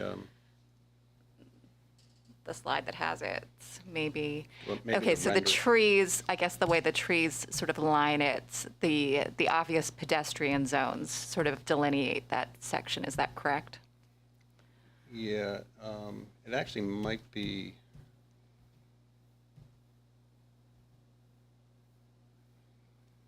So the shaded section down the middle, think of that as the drive aisle, 20 feet wide. On the west side, a 6-foot pedestrian zone, if you will, designated pedestrian zone. On the east side, sort of planned north, parallel parking, 8-foot wide stalls, I believe, and then yet more pedestrian zone of 6. It ranges from 6 feet and then actually gets a little bit more generous as you move through that site. Okay, so I guess I'm trying to envision. I think my first thought was that it was really more intended for mostly pedestrian, but if you've got parallel parking on each side, then you would have a fair amount of traffic. Just through. one side. Okay. Yep, but. So you would have some traffic going through, is that right? Yeah, it's very much intended to be sort of multi-purpose. There and very flexible in terms of its use. So we have some of those retail uses in Building B. We envision that one of those could be a market. They could be things like a bakery, the types of places where you might need just to run in for 10 or 15 minutes. And there is some parallel parking where you don't have to go into the parking lot, but you could literally run in or parallel park and go in for a 15-minute stop. It's also super friendly for the fact that you're going to have delivery trucks, right? Coming, or you might have a moving van for somebody moving in. Right. So this gets those types of vehicles off of the public streets into sort of this area that they can,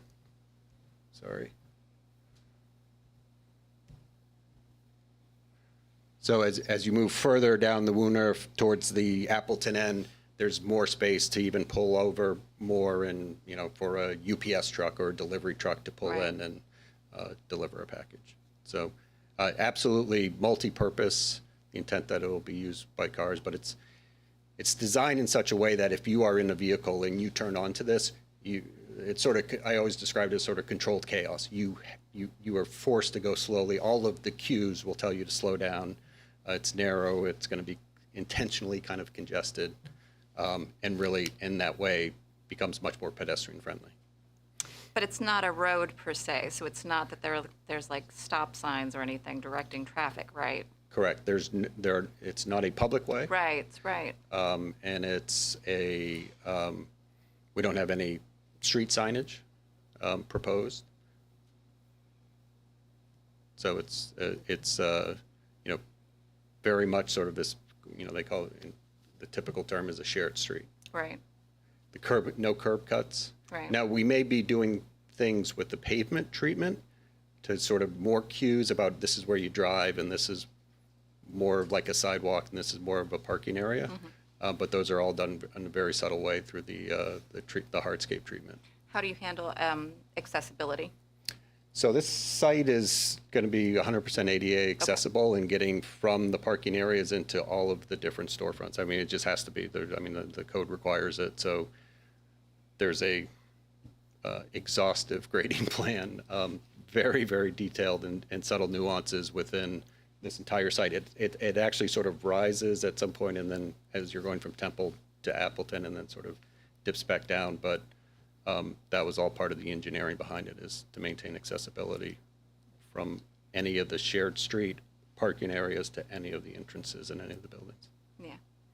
I mean, I assumed as much. I thought I saw some like stairs, but I assumed that. Yeah, so I'll walk over and point it out, but or maybe Jesse can. So there's some elevation change starts to happen there along the Woonif, and there's sort of benches that are built into the hardscape, but there's still an accessible path from coming back towards Temple to get up. Yeah, exactly. That grading will be such that it's a ADA accessible path. So any of those parking or the parallel parking spaces, will they be handicapped?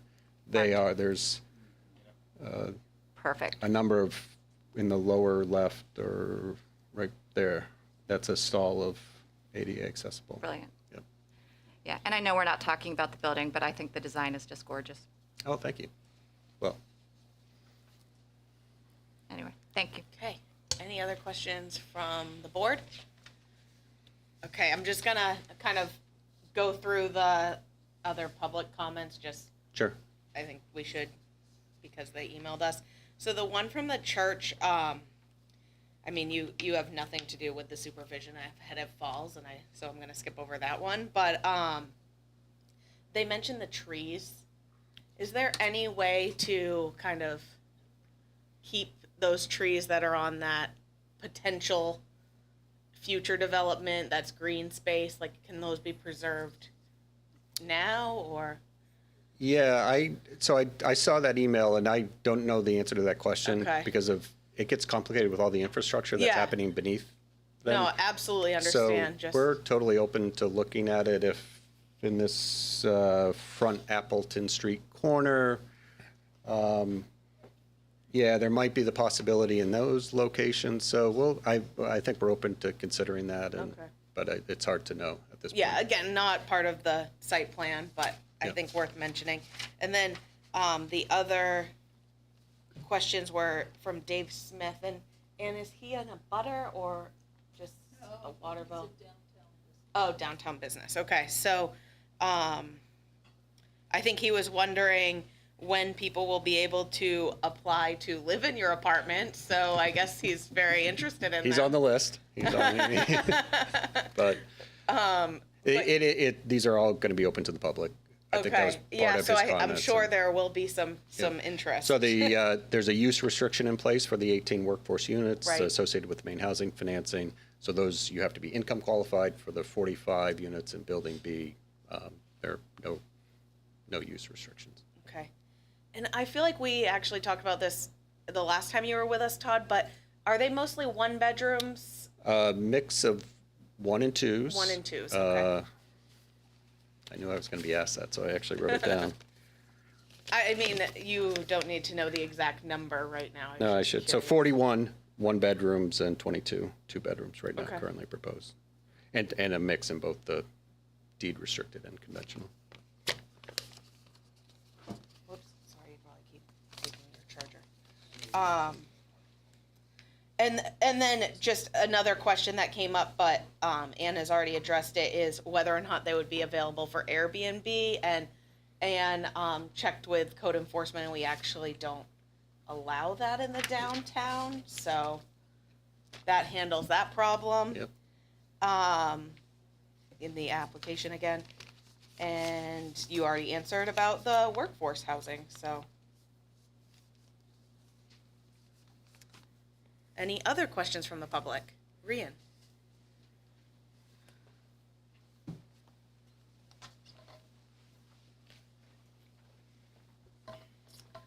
I have 2 questions. One has to go with the design of the building. I don't want to mess this up, but the outside facade of the building, it's all one solid color. I've lived in places and I've been to places where they kind of subtly change the color of the concrete, like every, like 6 windows or something, so that they look like they're distinct buildings. If you walk down Main Street, they're all brick buildings, but you can see the subtle variations where you can tell that they're actually, owned by separate people, even though they're all like connected. Have you thought about doing something like that just to kind of break it up and make it not look like one big behemoth building, but kind of like smaller, quainter, separate units? That's just a question, just, design things that I've seen. What? I do have a second question. Okay, so my second question has to do with building B, which you said is not going to be workforce housing. You said it's going to be privately kind of funded and stuff. I'd read in Colby Magazine that they want to put more housing downtown and that it's within walking distance of their current dorm. Are they the private donors? Is the intent for some of this housing to be Colby housing? You can answer them out of order. It's fine. All right. So I'll do the second one. So again, it's going to be housing that's open to the public. I mean, it will not surprise me whatsoever if there are employees, staff members, people associated with Colby College or Thomas for that matter, who are residents. This will be sort of, like I said, a market rate type of apartment. But with there are 45 residential units open and available to the public for just like any other sort of conventional apartment building.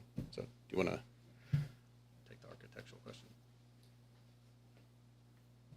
Yeah, architecturally, I think it's not so visible in these images, partly because these were early images and we were using sort of a general color and tone when we were representing them.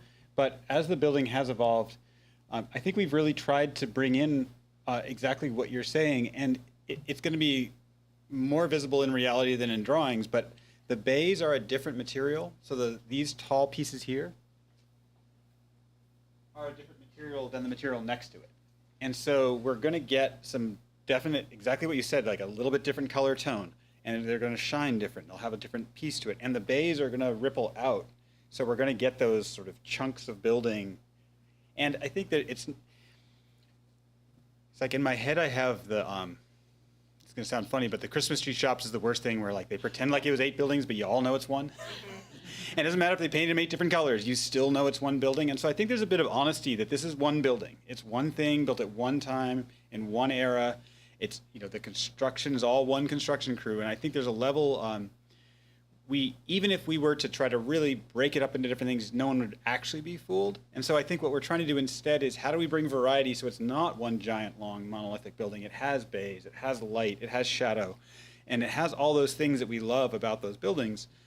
In the same way that maybe Althon Commons is just 1 or 2 materials, but it has good shape and has variety to it. So I think this is of course a black and white image with no images, but that as you get to it, this image starts to show some of the difference. There are about 3 different materials here on the upper levels and 2 on the bottom.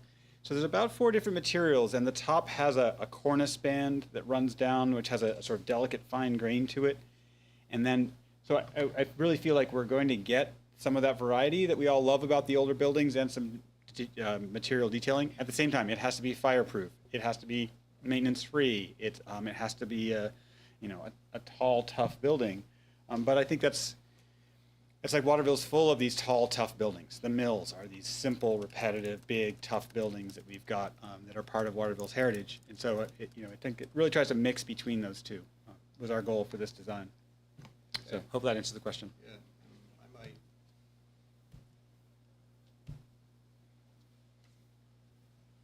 So, I mean, it's interesting when you look at this. I mean, the reality, none of us are going to look at this building from this perspective, right? We're all going to be on the ground floor walking by storefronts. And there will actually be quite a bit of variation at that store, sort of that pedestrian level between the glass, some masonry material, some wood material. You start to add in the signage for each of the individual markets, and you actually start to get into a lot of that, sort of feel that you're walking down a urban district and you're seeing different types of storefronts, right? And that's where you can really start to mix it up, where you break up that first floor from everything that's happening above it as well. How many storefronts will you have, Todd? I can't remember. Well, we're on building B right now. We anticipate 3. Okay. So on the Temple Street end, we have sort of a large anchor. What Yep. we envision will be a kind of a boutique-ish downtown market. And then on the Appleton end of this building, sort of a larger, which we envision will be food and beverage, because there's some nice outdoor areas, seating areas around that. Will provide some really nice views towards the river. So there's actually will be a place that you're in downtown, enjoying the downtown, and actually being able to see the river at the same time. And then in between those two bookends, we definitely have room for one more. Whether we have room for two more will depend on the users. We start to run out of space there. About how many square feet are? Collectively across those, we have about 6,600 square feet Okay. net rentable square feet Yeah. available in that building. First floor, building A, we have about 5,000, I think, plus or minus. And that's going to be more office But that's office. use? That's Yeah. intended to be more office use, along with then the annex. Yep. Great. Any other questions? Okay, hearing none, we can move to findings and facts. Want a copy? Wonderful, thank you. Yes. Yeah, sure.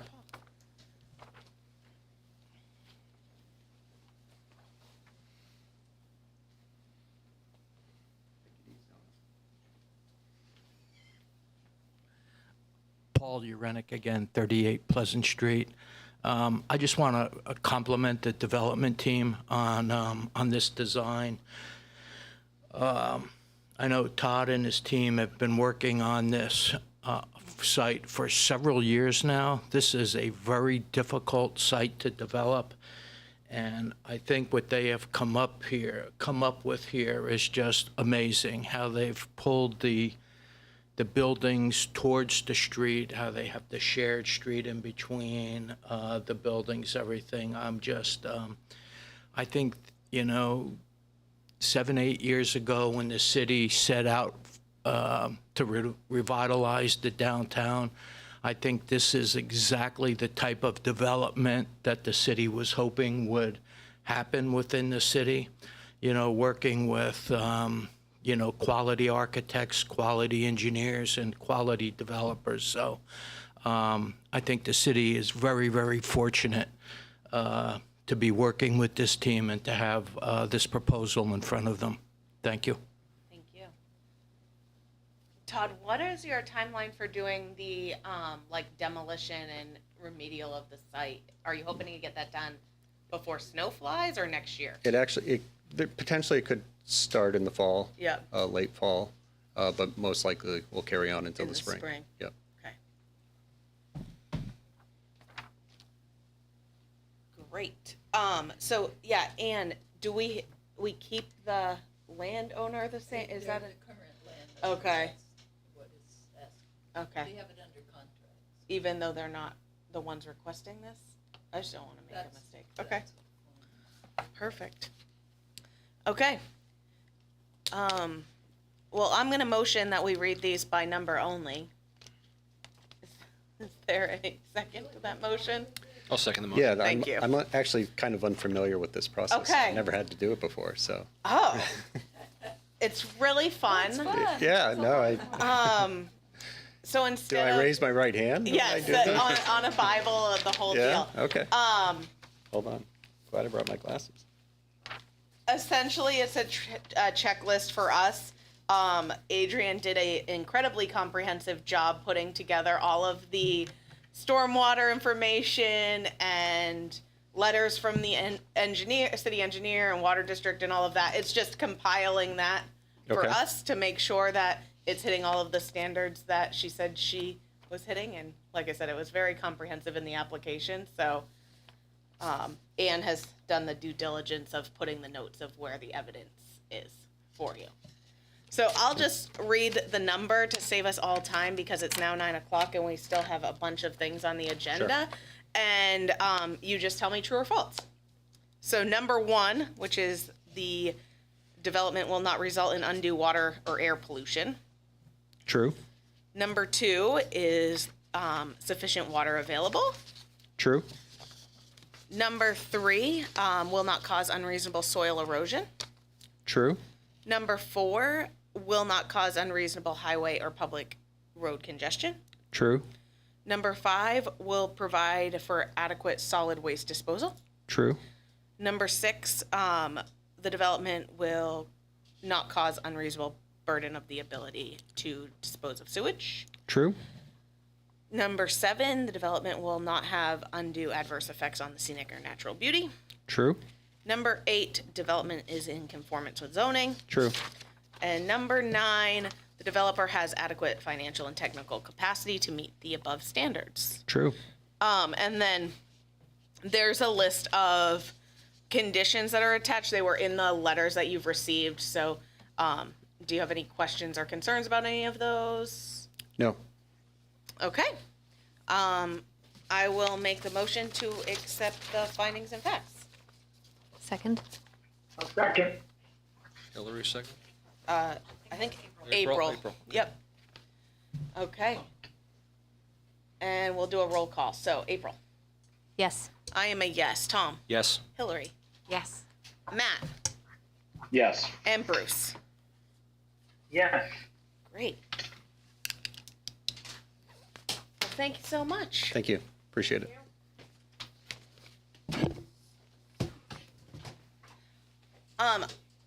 Oh, sorry. This.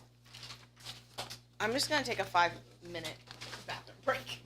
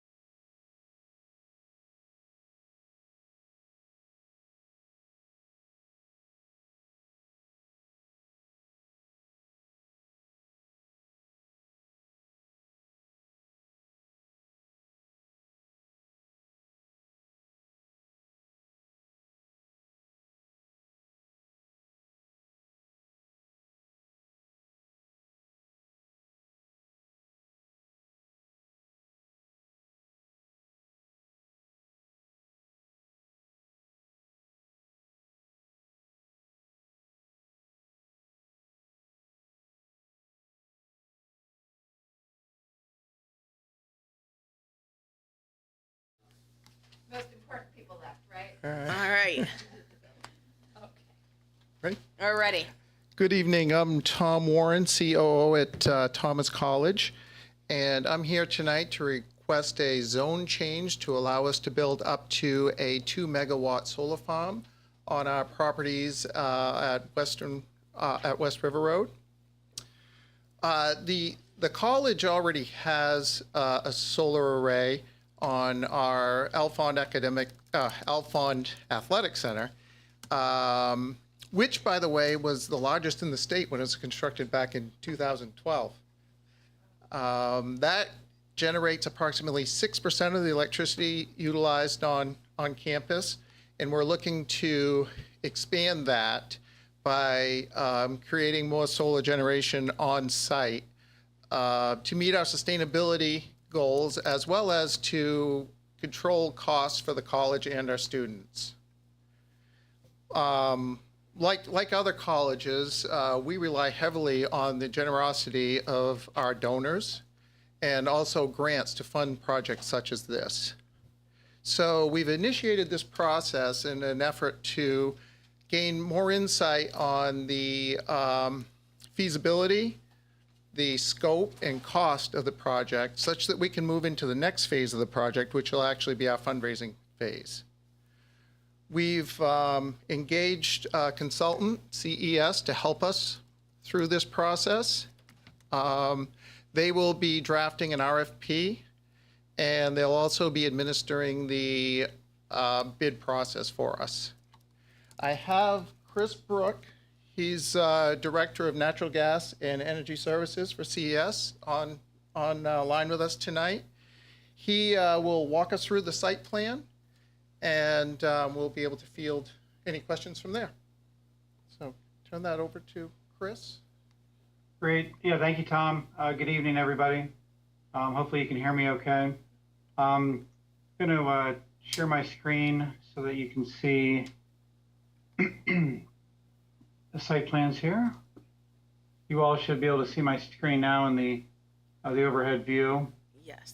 Of Thomas College. And the shaded areas are the proposed locations for up to 2 1 megawatt size solar arrays.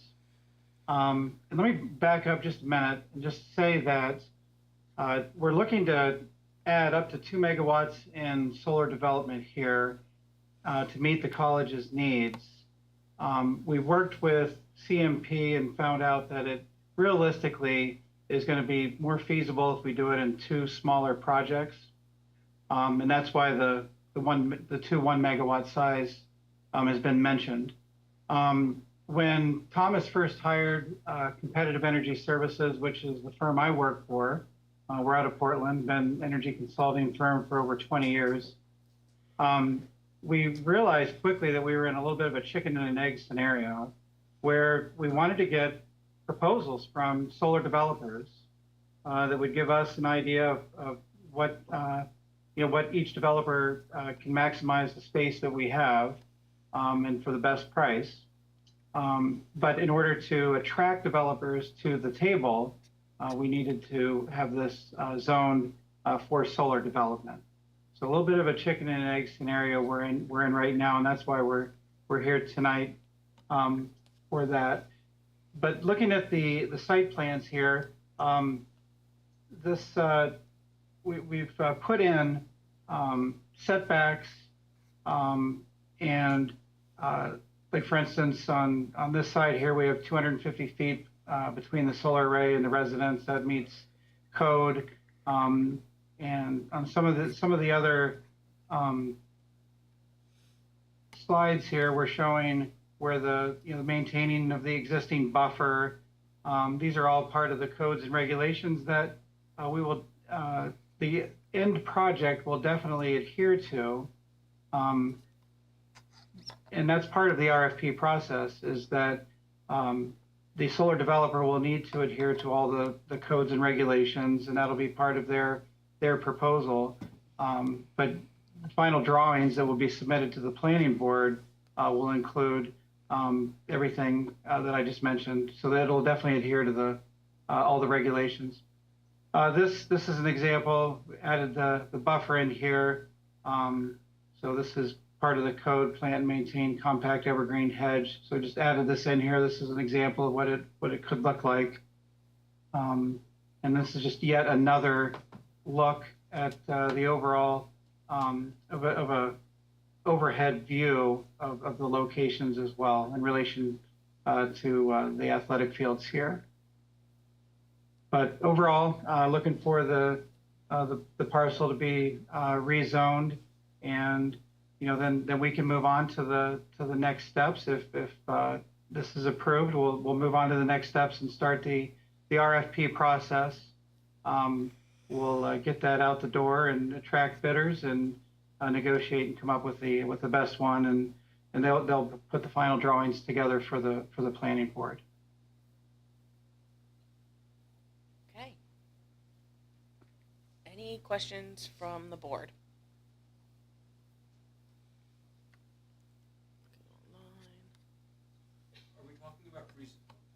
Are we talking about rezoning all the areas that are in yellow?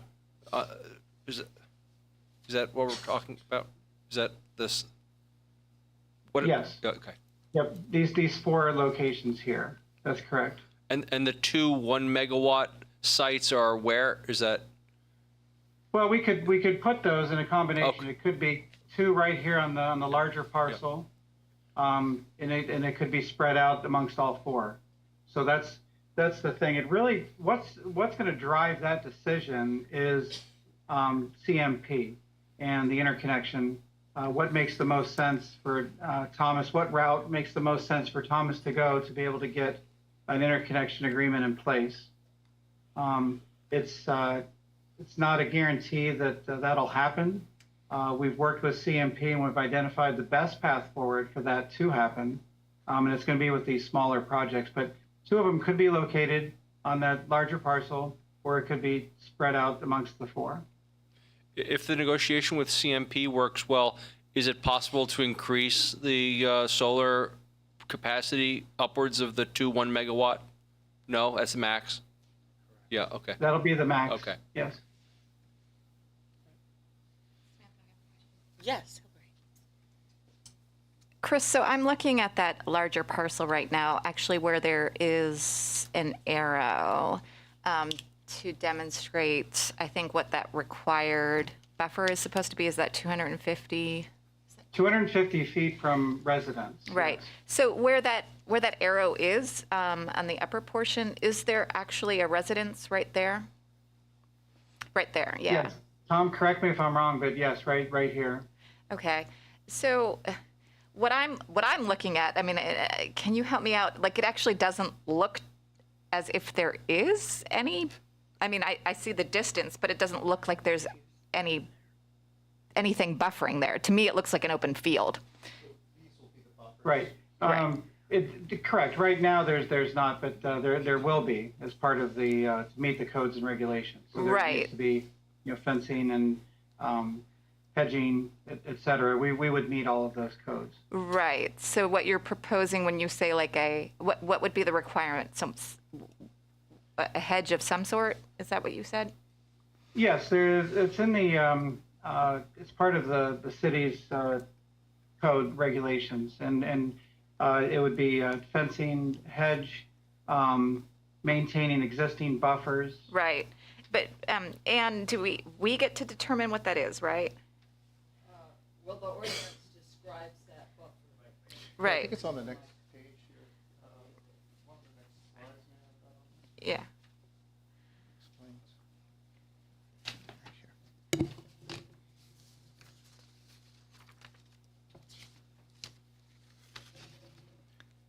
Because that's a Plant and maintain massive a solar compact array. evergreen hedge Right. at a minimum height of 6 feet Right. within 5 years. Yeah, I would say that the way this solar array is presented, the large parcel, this is most likely not going to be the way this ends up. We're not going to have, this was initially looked at for a 2 megawatt size parcel, but with putting 1 megawatt and spreading that out, we're not going to have this large parcel full with a solar array. I just want to be clear on that. Yeah. And do not misunderstand me. I am all for the solar array. I think it's wonderful. Yeah. Great. No, I have solar panels on my house. I love it. I'm all for it. I'm thinking about anyone who lives there and what, you'd want to have right there. And so are we. I appreciate it and I'm just asking, what we'd want to have done there. Yep. Okay. Thanks so much. You're welcome.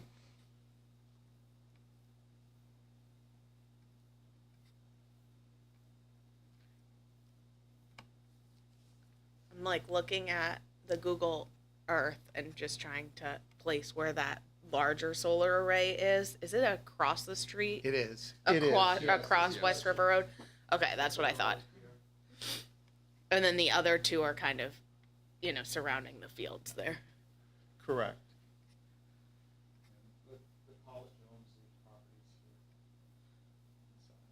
Right. Yeah, so that, there's like a house there that has a long driveway coming in from Trafton Road then. Yes. Okay.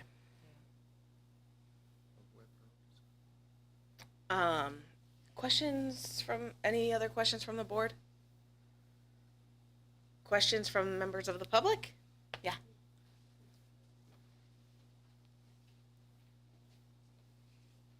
I'm Sandra Hood, and I live at 4 Webb Road, which is right there. Okay, Can you point it out and move to the side? I couldn't see. I'm sorry. Right here. Yeah. Right next to those 3 storage buildings. So what is the current zoning now? I'm not aware of what it is. Is it just a field? So what was the...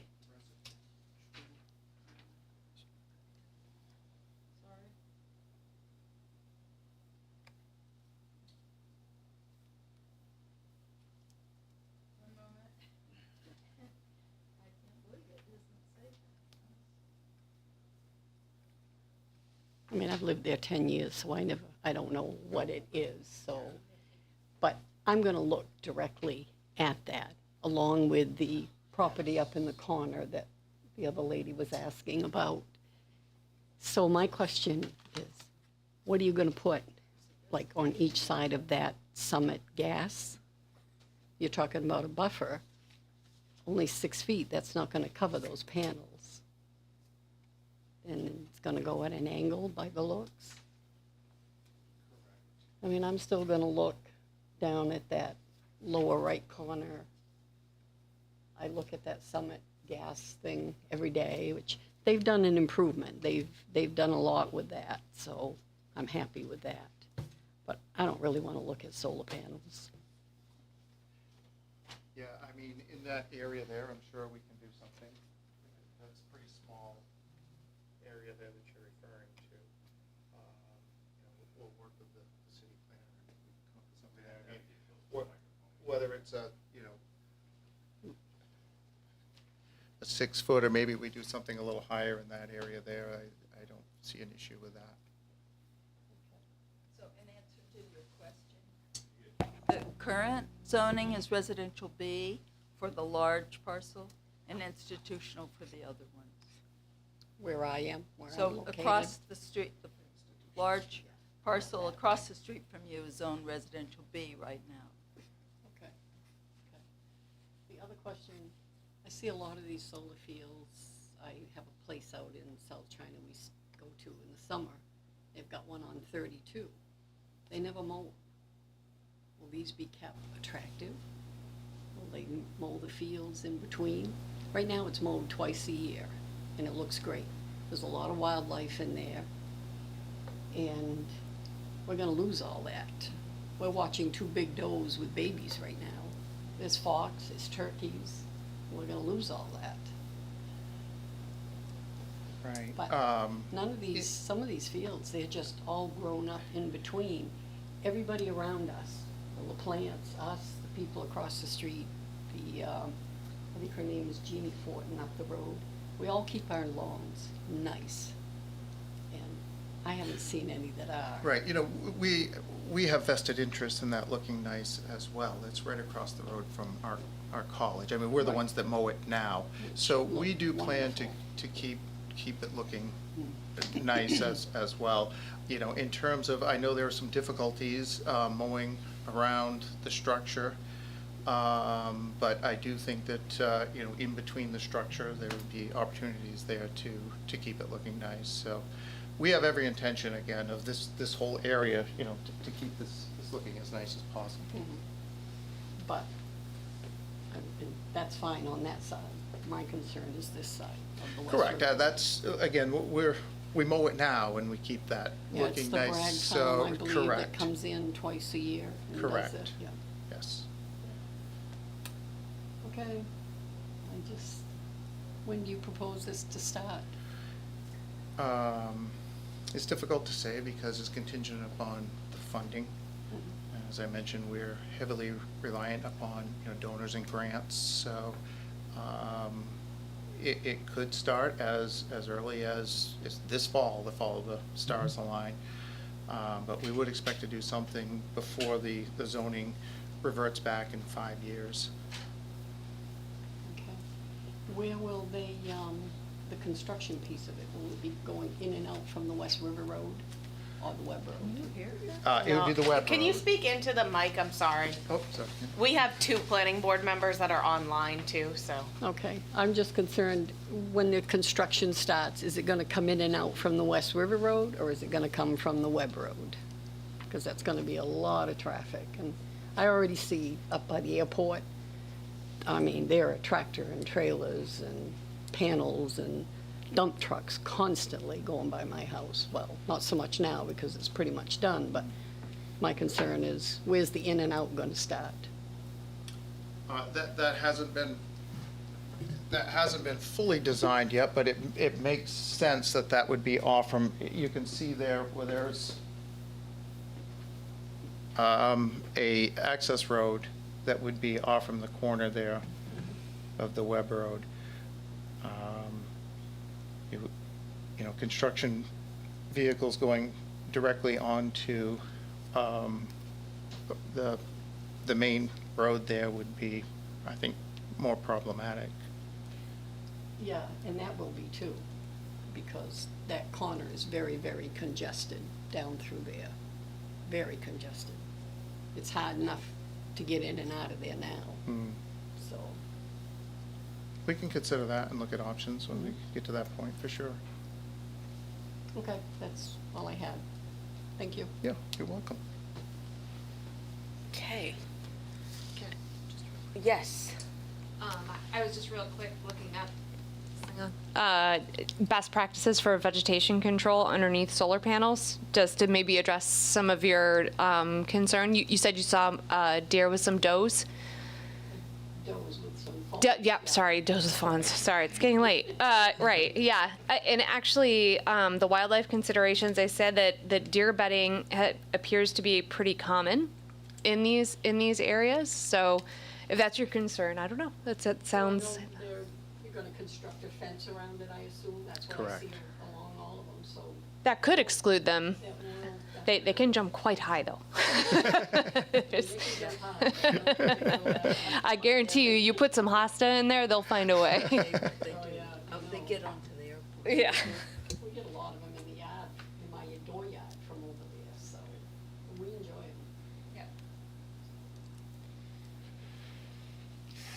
Okay, any further questions? So we need to take a vote to rezone the 2 parcels, recommend to rezone the 2 parcels. So I will entertain a motion to do so.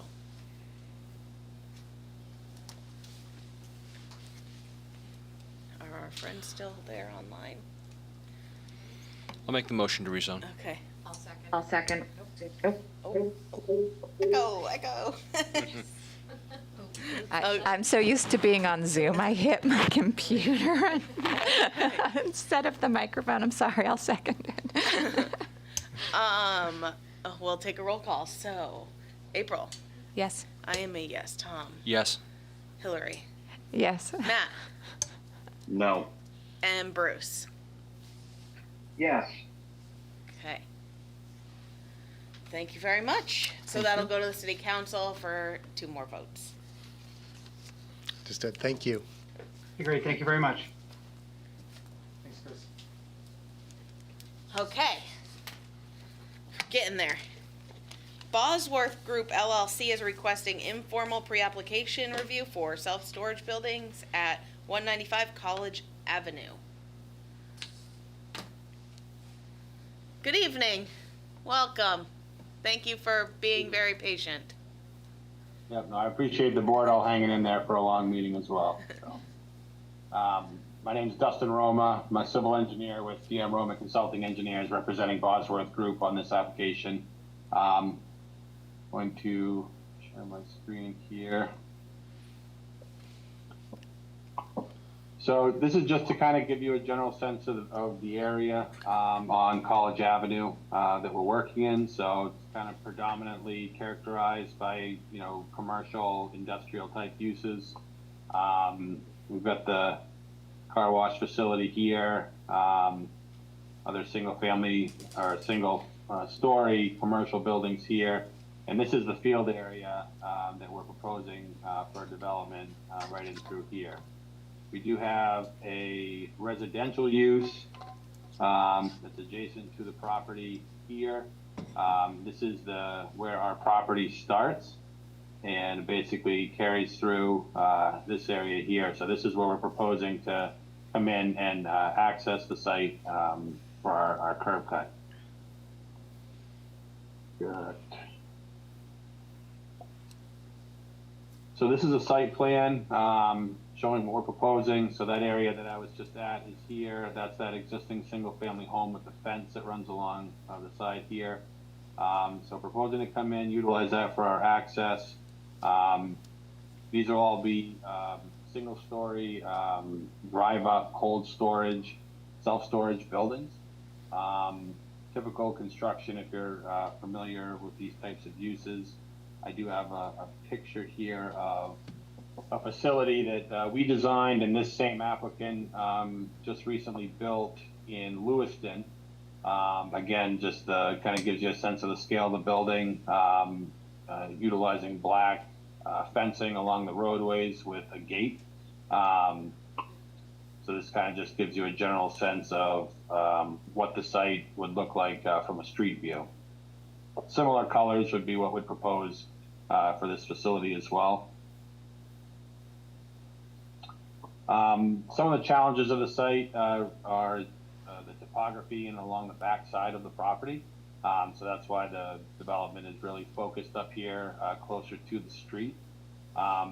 You may be familiar with this property. It was previously proposed to be developed as a kind of a mini mall commercial area with some parking in the front. So this is what the planning board had proposed previously.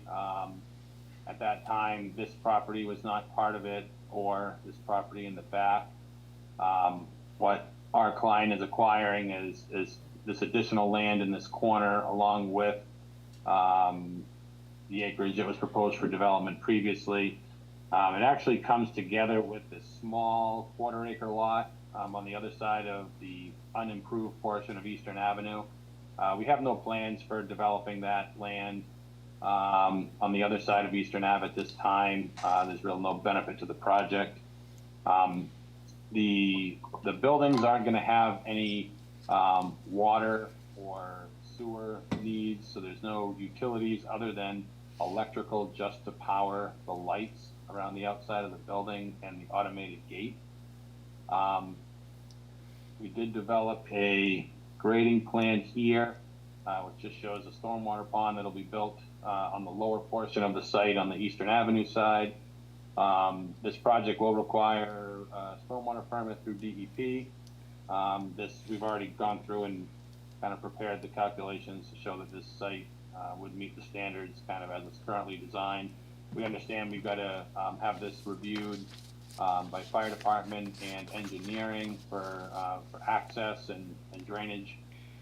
So we wanted to get some preliminary feedback from the planning board here tonight, and then those would be our next steps, is to consult with those other city departments to get their review and feedback of the design, and then we would incorporate those changes and then come forward with our full application for planning board review.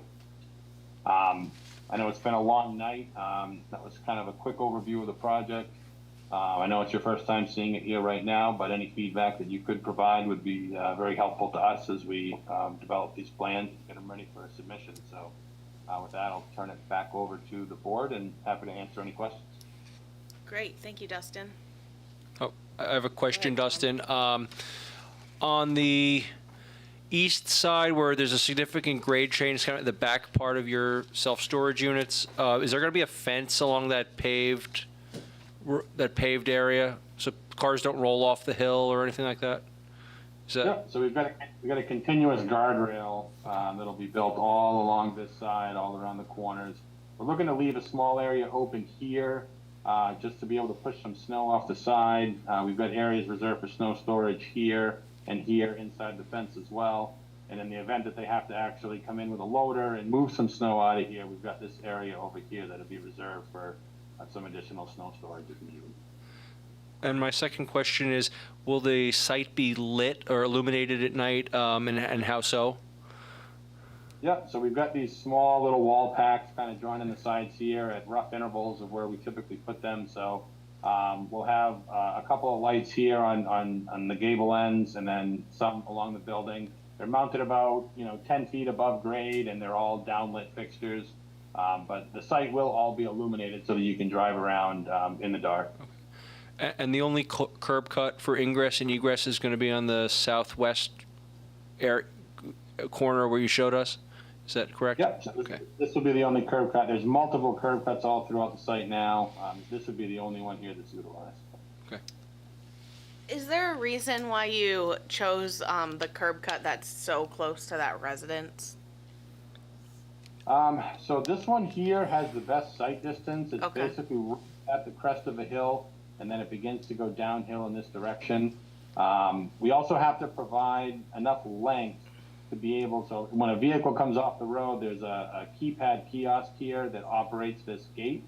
So we need to have enough room for a queuing of a vehicle to be able to get off the road, operate that gate, and not be blocking traffic. Okay. Approximately how many trips do you think it would be? It's very few, I would assume, but.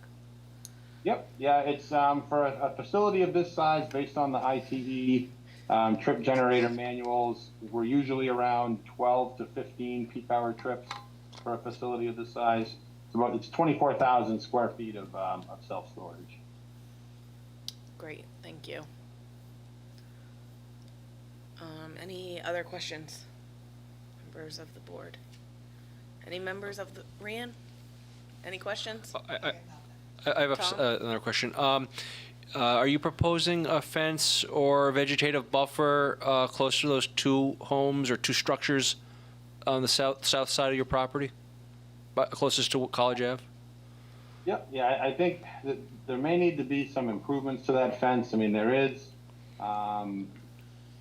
Currently, this is the fence that's there now. When we were on site doing the survey, we verified it's still there. So they do have this stockade fence there currently, but we can propose some landscaping on our side would really just soften the view of the fence. It wouldn't provide any additional screening, but this is a 6-foot fence here. The buildings on our site are only 10 feet tall. Yeah, I think when the previous developer was in front of us, we did have some pretty extensive conversations about the fence right there. And just making sure that we maintain that buffer. So on your final plan, just making sure that that is incorporated would be helpful. Yeah, we do have some room along this area to add some screening without impacting traffic flows. Great. Any other questions? Okay, well, thank you very much, Dustin, and thanks for bearing with us. Absolutely. Thanks for having me. All right. Have a good night.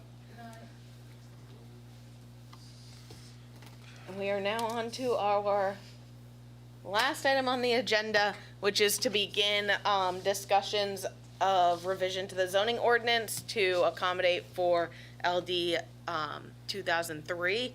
So I thought it would be helpful to just sort of preliminary, get some ideas from the board on where they stand with that, so that Ann can work on the ordinance some more, and we have a launching point, because unfortunately, I think January will be here before we know it. Sorry, Ann. Just think, 1 year closer to retirement, right?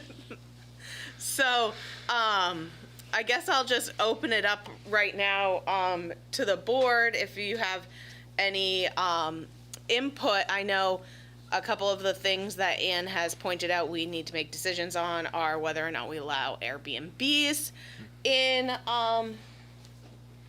as accessory dwelling units, and the size of accessory dwelling units. I know I looked at, Bruce sent us a really great interview, which I listened to, and looked up some of the ordinances that were mentioned in there.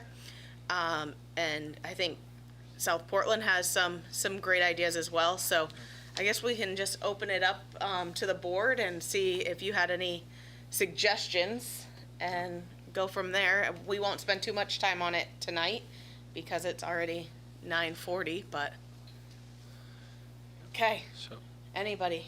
Tom. I read over Dan Bradstreet's email, and Mhm. he sort of suggested, I think he did suggest that 500 square feet was a rational, a good size for the maximum size for the accessory dwelling unit. And I also look at the South Portland Code, and they have a couple of sections that I thought were relevant to our discussion.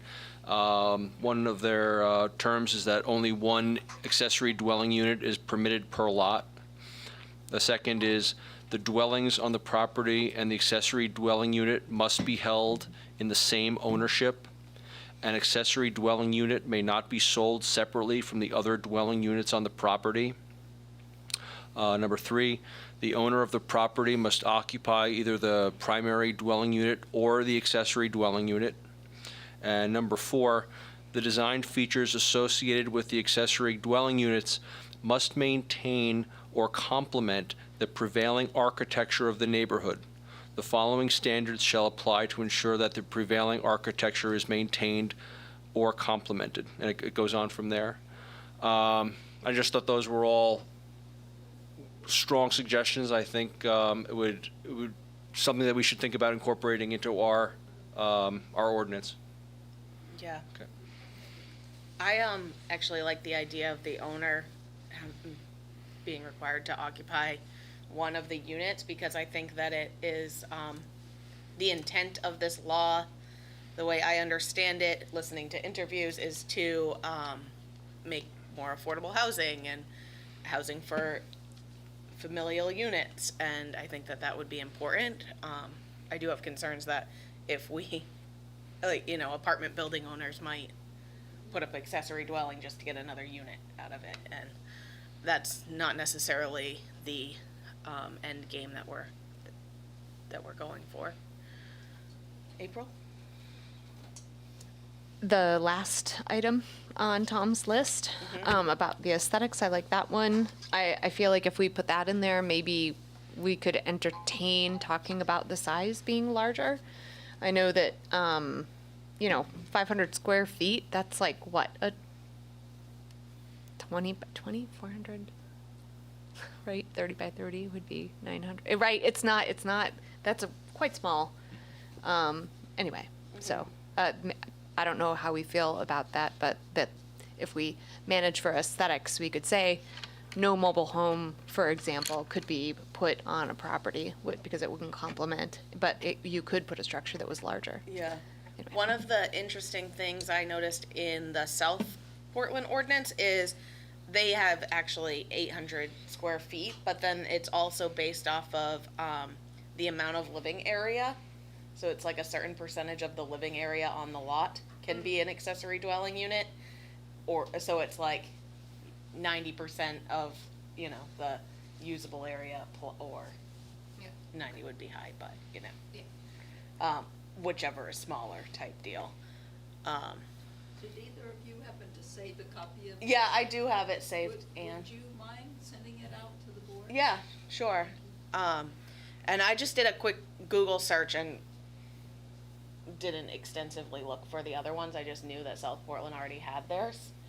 The other thing that I am pretty adamant on is not allowing them to be Airbnbs, because again, while I can understand how being able to manage an Airbnb on your property makes it more affordable for you and your mortgage, I don't know that that's the intent of the law, right? I feel like the law is intending to increase housing for residents.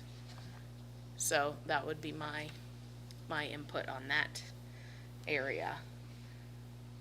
Anybody online have any thoughts? Matt? So I think those 4 initial points Tom made, I think those all make sense, maybe other than looking at the maximum square footage, again, especially if it's based off of the square footage of the existing house. My thought on the Airbnb, I totally understand what you're saying. The flip side of that is the affordability issue and interest rates that we're in right now. It makes it more affordable for somebody to purchase a house, and I think kind of offset some of their costs. So we also live in a community where we have some hotels, but probably not adequate to meet the demand of a growing city at the same point. So I think, some increased Airbnb or some sort of short-term rental makes a little bit of sense. Well, there's no reason why they can't rent the property to people. Right. But we also have a shortage of short-term hotels and stuff in this area based on the colleges we have and all of that. According to the data I looked up online, we actually don't have that much of a shortage, but I mean, I guess it depends on how you look at it. It depends on the visitors coming as well and what they're looking for. But I think in a growing city, it's important to have that.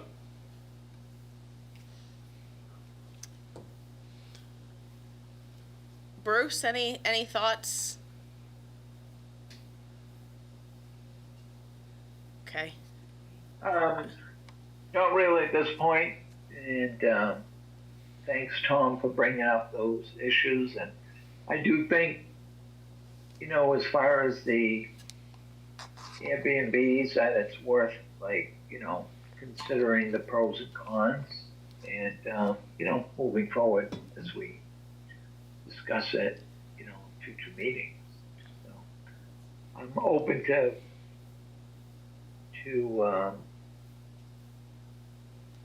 listening to both sides of that issue still. Rian, you've put in the... Yeah, go ahead. Well, he's coming up. How's that? Okay, so I think we should limit it to 1 ADU per property. I think we should actually limit it. I like South Portland. I think. Could I interrupt you there? Yeah. That's my understanding of what the state law says, is that there can only be one. Is it? I'm looking at South Portland's, I think online, and it specifies only 1 ADU is permitted per lot. I didn't know if that was that. That's what I'm saying. Oh, That's okay. from the state Is that law. okay? I think we should limit how large it can exceed. And again, if I'm reading this correctly, South Portland says she cannot exceed 800 square feet. I think 500 is more than enough. I mean, if we think about the intent of what an ADU is supposed to be, it's not supposed to be a second property, right? If the intent of it is it's not build another house. So I personally think 500 square feet is more than enough. I personally would be one to say smaller than that. But I also think we should also consider a limiting size. So South Portland might have a limiting size of shall not be less than, what was it? Was it 150 square feet or something? 190. Was it 190? That's Right, right, okay. And then I agree that we should say the owner should either inhabit the main residence or the ADU, one or the other. I think we should say that I don't think it should be no Airbnb, it should just be no no short-term rental, Yeah. right? Because an Airbnb can be something else. You can name it something else. If you say no short-term rental, and you specify what that means. Airbnb is a specific business and a specific, right? There's Verbo, there are all sorts of businesses that you can have that's not technically an Airbnb, if that makes sense. You're looking at me with a funny look, Anne. Right, I don't think anyone was suggesting. Oh, okay, use yeah. a company name. Yeah, I'm just making sure. Our zoning ordinance has a definition of short-term residential. Right. No, it's just everybo's throwing around Airbnb. Yeah, I'm making it's sure that we're just all on the same page. shorthand, Right. Okay. All right. So no short-term rentals. And I don't know, but I think 500 is more than enough, personally. Rand? You've fought the good fight to stay here. You're the last man standing. I came to the meeting for this. Yeah, okay. So I am a renter, and I'm not sure how many people here on the planning board are also renters. But short-term rentals have destroyed the rental market here in this city. They've destroyed the rental market across this entire state. The purpose of this bill was to free up more housing for the long-term residents who need it, not to allow property owners to make more money. And so I would just ask the planning board and ask council to stick with what the intent of what this was passed for, which is for more housing for long-term residents, and to not even entertain the idea of short-term rentals, because quite frankly, we have enough in this city already. They're not registered. We don't need any more. Thanks. Thank you. Any other comments? All right, Anne, is that a good launching pad anyways? Yes. Okay. Thank you very much. Yeah. And maybe at the end of the next meeting, we can talk about it a little bit more and make suggestions and changes, etc. We'll get it done before January. All right. So I will entertain a motion to adjourn. I'll make a motion. All of us. All right. All of us. Goodbye.